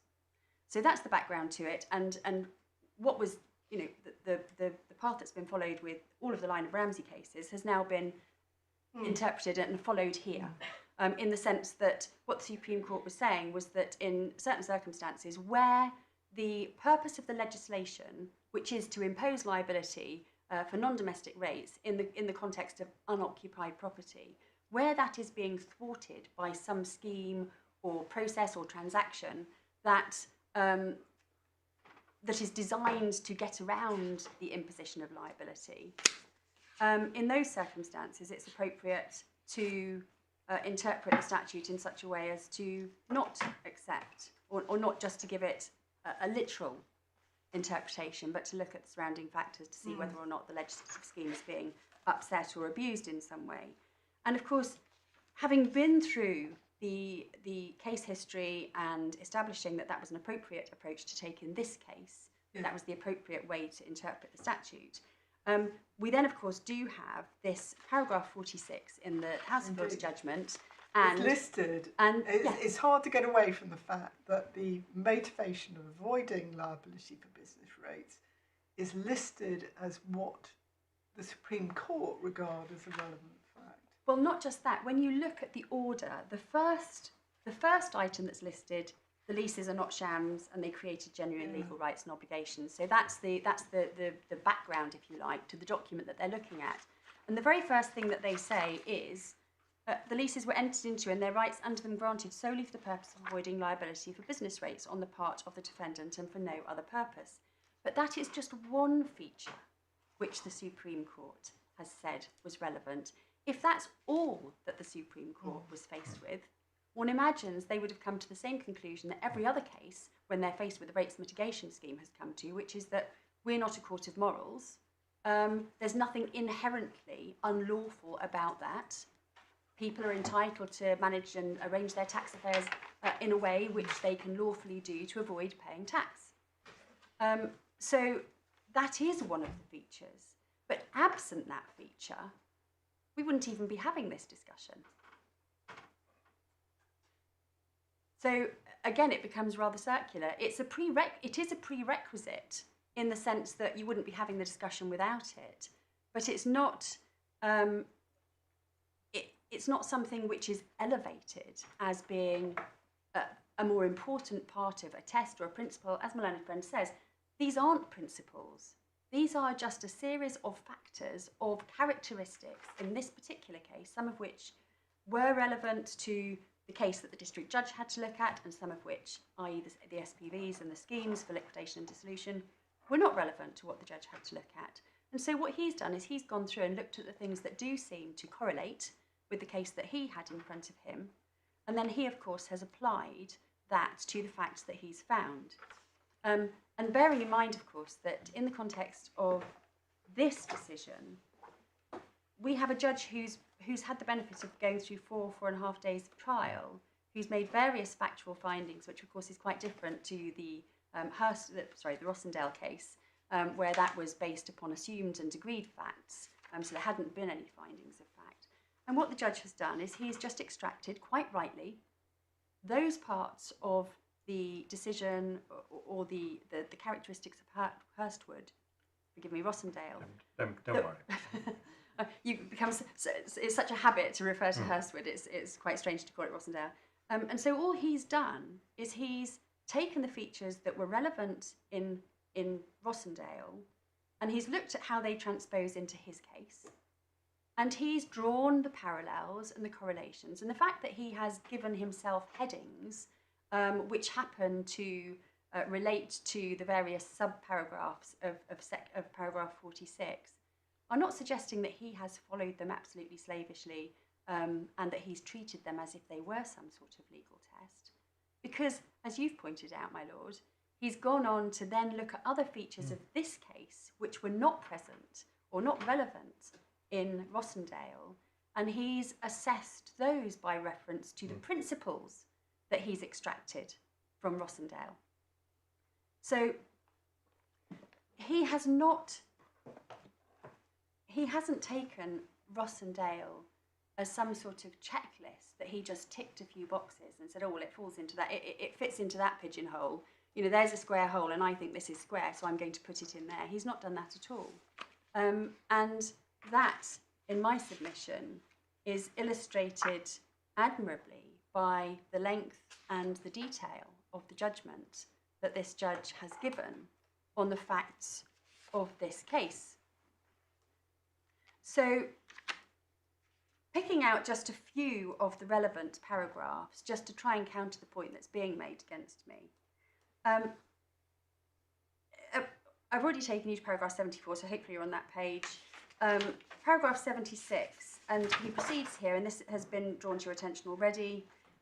He proceeds here to say that if he's wrong about his law of property conclusion, he can then go on to look at whether or not, and again, he correctly recites the Hurstwood test of a real and practical entitlement to possession. He never loses sight of the fact that that is the test that he is seeking to apply. And he repeats that language throughout his judgment. I'm not going to take you to every place where he says it. But he says, it requires first an assessment as to whether Emeraldshaw can be regarded as an unusual case, and if so, to look at the overall circumstances beyond the fact of what could potentially be interpreted as a valid transfer agreement. So he does say that you have to decide whether it's an unusual case as to whether or not you're then allowed to take into account the other factors. But I don't think that he's treating them as a hurdle. You'll both agree that he's wrong if that's what he's done. And the word unusual, I think, on what we've been taken to, only appears once in the Supreme Court judgment. And I wonder what they're saying is that if the case is absolutely plain as a pikestaff, yeah, ordinary transfer of ownership, yeah, you're not bothered. But if you're put on notice, yeah, that something about the facts doesn't seem right, right, yeah, then you look at it. And I think that's right. And the way I think that is right, and I think that's the way that it's expressed. So it's out of the ordinary. I think it is the way it's expressed as well in Rossendale, because if you look at paragraph 47, they talk about there can be no doubt the definition of owner of a hereditament in section 65 as the person entitled to possession is to be interpreted as denoting in a normal case the person who, as a matter of law of pure property... But it's an artificial exercise, because as you said, that the judge is only going to be analysing it once they've seen all the material. Exactly. They've done it. Also, the case will only come for a decision before a judge if a local authority themselves have got something to say about why this needs to be looked at. Absolutely, absolutely. If they're happy with it, then that's it. And I think that again is echoed in paragraph 48, where in the Supreme Court judgments it says, in the unusual circumstances of this case. So yes, you need to have the circumstances is what gives rise to the question in the first place.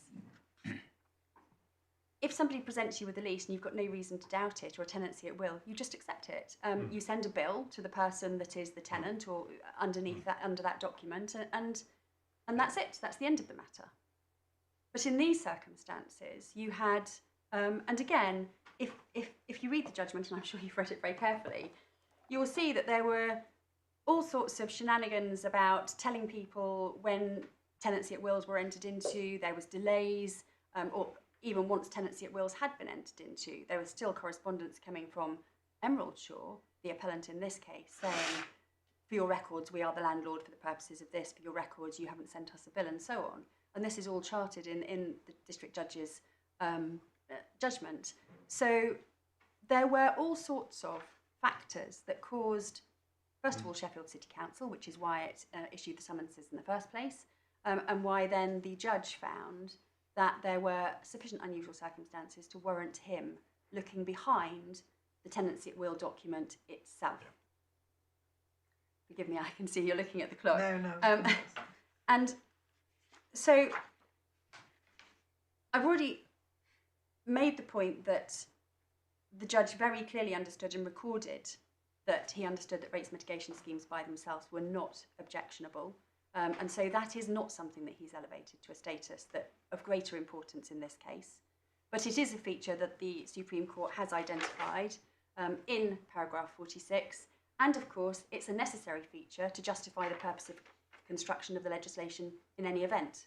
Can I ask, I'm sorry to go back to 46 again. Yep. You might have thought we exhausted it by now, but the second fact, Yeah.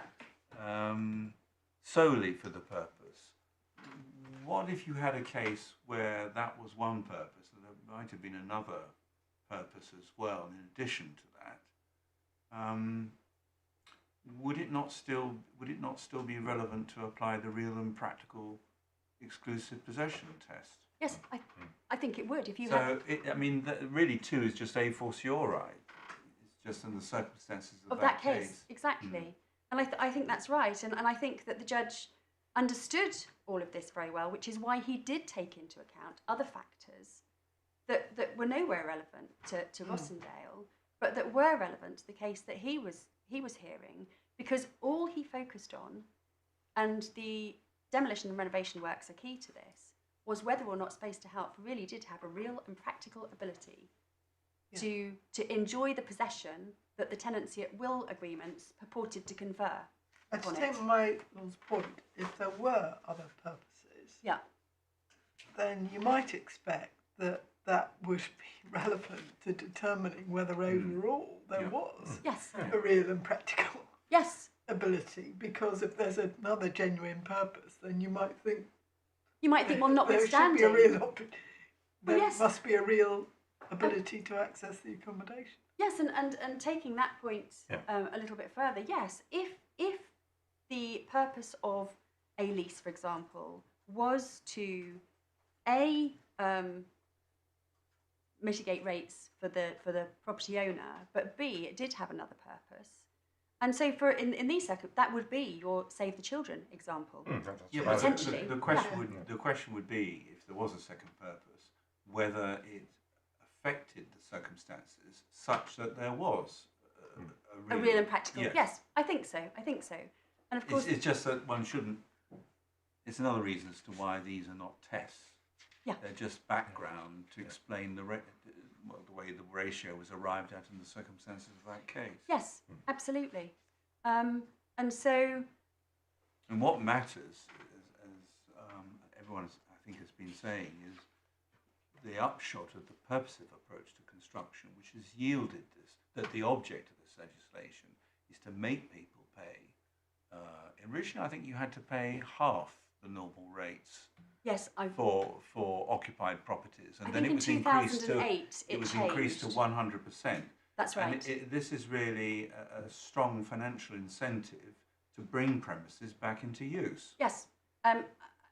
For the benefit of the community. Absolutely, and that is the policy that sits behind this legislation. Absolutely, and of course that was recited at length in Rossendale, and that was recognised to be the policy behind it. But also, it perhaps explains this idea of rates mitigation can be explained also in the occupation context by some of the other cases that you've been provided with. So it's a different context, but there's a massive financial incentive. But since this is the purpose of the provision, what about the circumstances of this case and what seems to have been a redevelopment project? Well, I mean, read between the lines or just say it's blindingly obvious upon the facts. I mean, what this company appeared to want to do was to avoid paying rates, and there's reference to the evidence that was heard from the directors of the company. One of the directors said, we had a third-party organisation that found us tenants.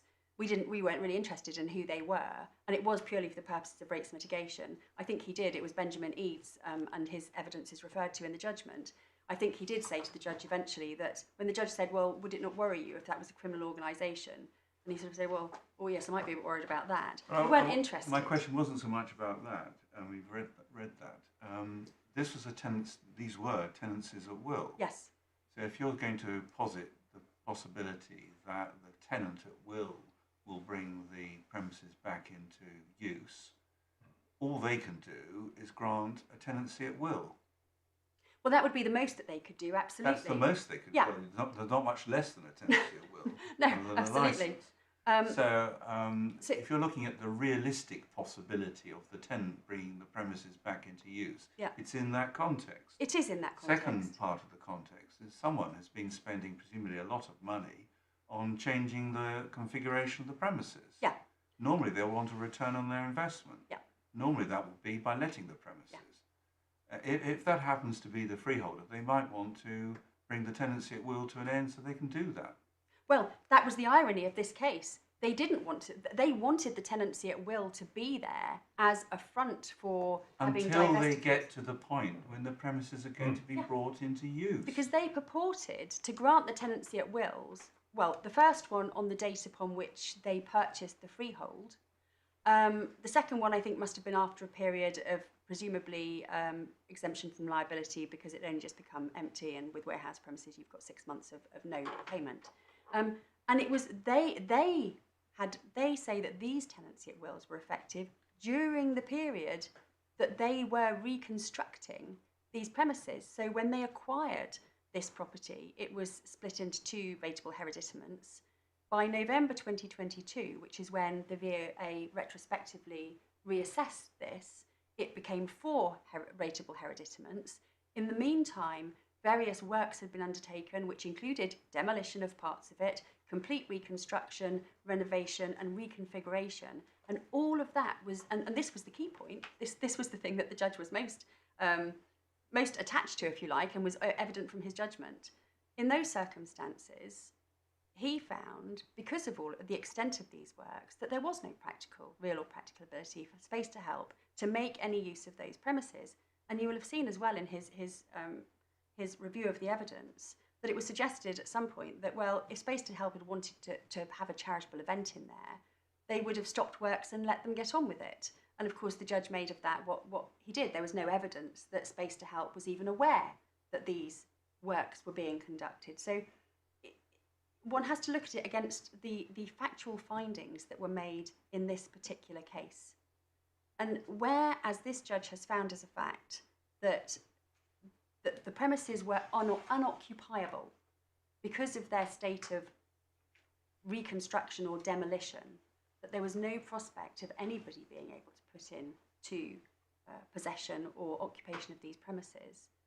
In my submission, as the judge found on the application for permission, his decision on the Rossendale test here, looking beyond just the tenancy at will agreement itself, to the circumstances behind it, in my submission is exactly as the judge said in this case, completely unimpeachable.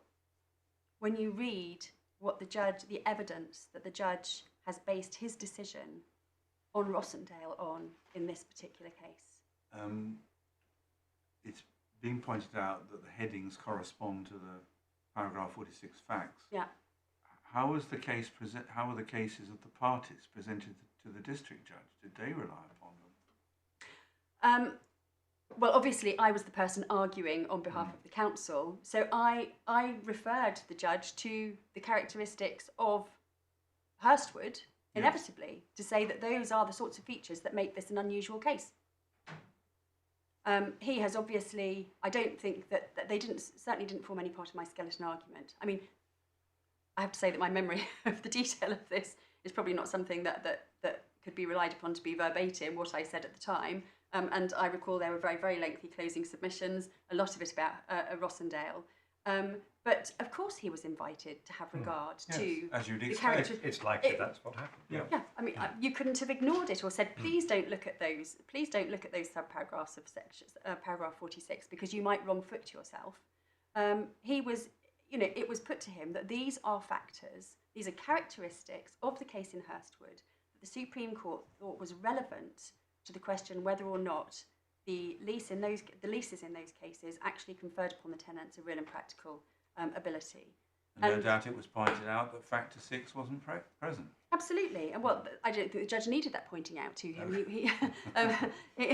He was very, very astute to what it was that was relevant to him deciding that question, and certainly he wouldn't have thought to cover a point that was completely irrelevant in the circumstances of this case. But when you read his judgment as a whole, and as I say, it's a sum of all of its parts, it has to be looked at in the round, as every judgment of the lower court has to be in an appeal. Notwithstanding the fact that he's used those subparagraphs as a heading, perhaps as an aid memoir, perhaps just as a way of structuring a judgment to make it coherent and digestible and understandable, and for people to understand what he thinks is relevant to what sort of characteristic of the Rossendale case. In my submission, there's nothing in his judgment that could cause this court to think that he's gone wrong in the way in which he has approached Hurstwood. And whilst, of course, it's not binding on you in any way, it is interesting. It's a useful exercise to look at the way in which the question of the Rossendale, I'm trying to avoid calling it a test, the way in which the Supreme Court's decision in Rossendale was actually approached when it got to trial as well. Because again, and perhaps it's worth just briefly looking at that. Tab 13. Yes, this is the final tab. And the application of Hurstwood does begin on page 254, so the place where we started. We've dealt with the two tests points, but then the judge goes on in this case to, at paragraph 34, talks about Rossendale, said it's apparent from that passage, so he's referred to paragraph 49 of the Supreme Court's judgment, where he talks about, where it was said that Parliament can't sensibly have been taken to have intended the person entitled to possession, on whom the liability for rates is imposed, should encompass a company which has no real or practical ability to exercise its legal right to possession, and on which that right has been conferred for no other purpose than the avoidance of liability for rates. And he says of that, it's apparent from that passage that the key issue is whether the SPV had a real or practical ability to exercise their right. As it's expressed, it appears that acting unlawfully and abusing legal procedures are not necessary to failing the test.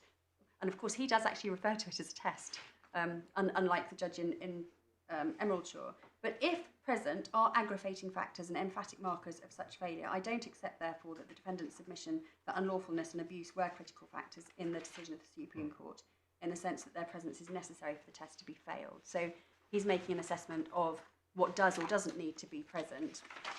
He then cites extensive passages, and at page 258, at paragraph 44, he says, I'm entitled to and do infer from the defendant's decision not to call any... So this also is material, perhaps, to the case that the district judge had in front of him. He makes inferences from the failure to call people to give evidence. Now, of course, the directors of Emeraldshaw were called to give evidence, but nobody from Space to Help was called to give evidence. No evidence was given by Space to Help. No correspondence was produced from Space to Help. So that was completely absent in that case. So again, when you look at the judge's findings of fact and how they translated into his application of Hurstwood, you can't ignore the fact that he had vacuums of evidence on certain things that he was entitled to draw inferences from, and indeed he did. And ultimately, he concluded that, and I think this is useful, at paragraph 57,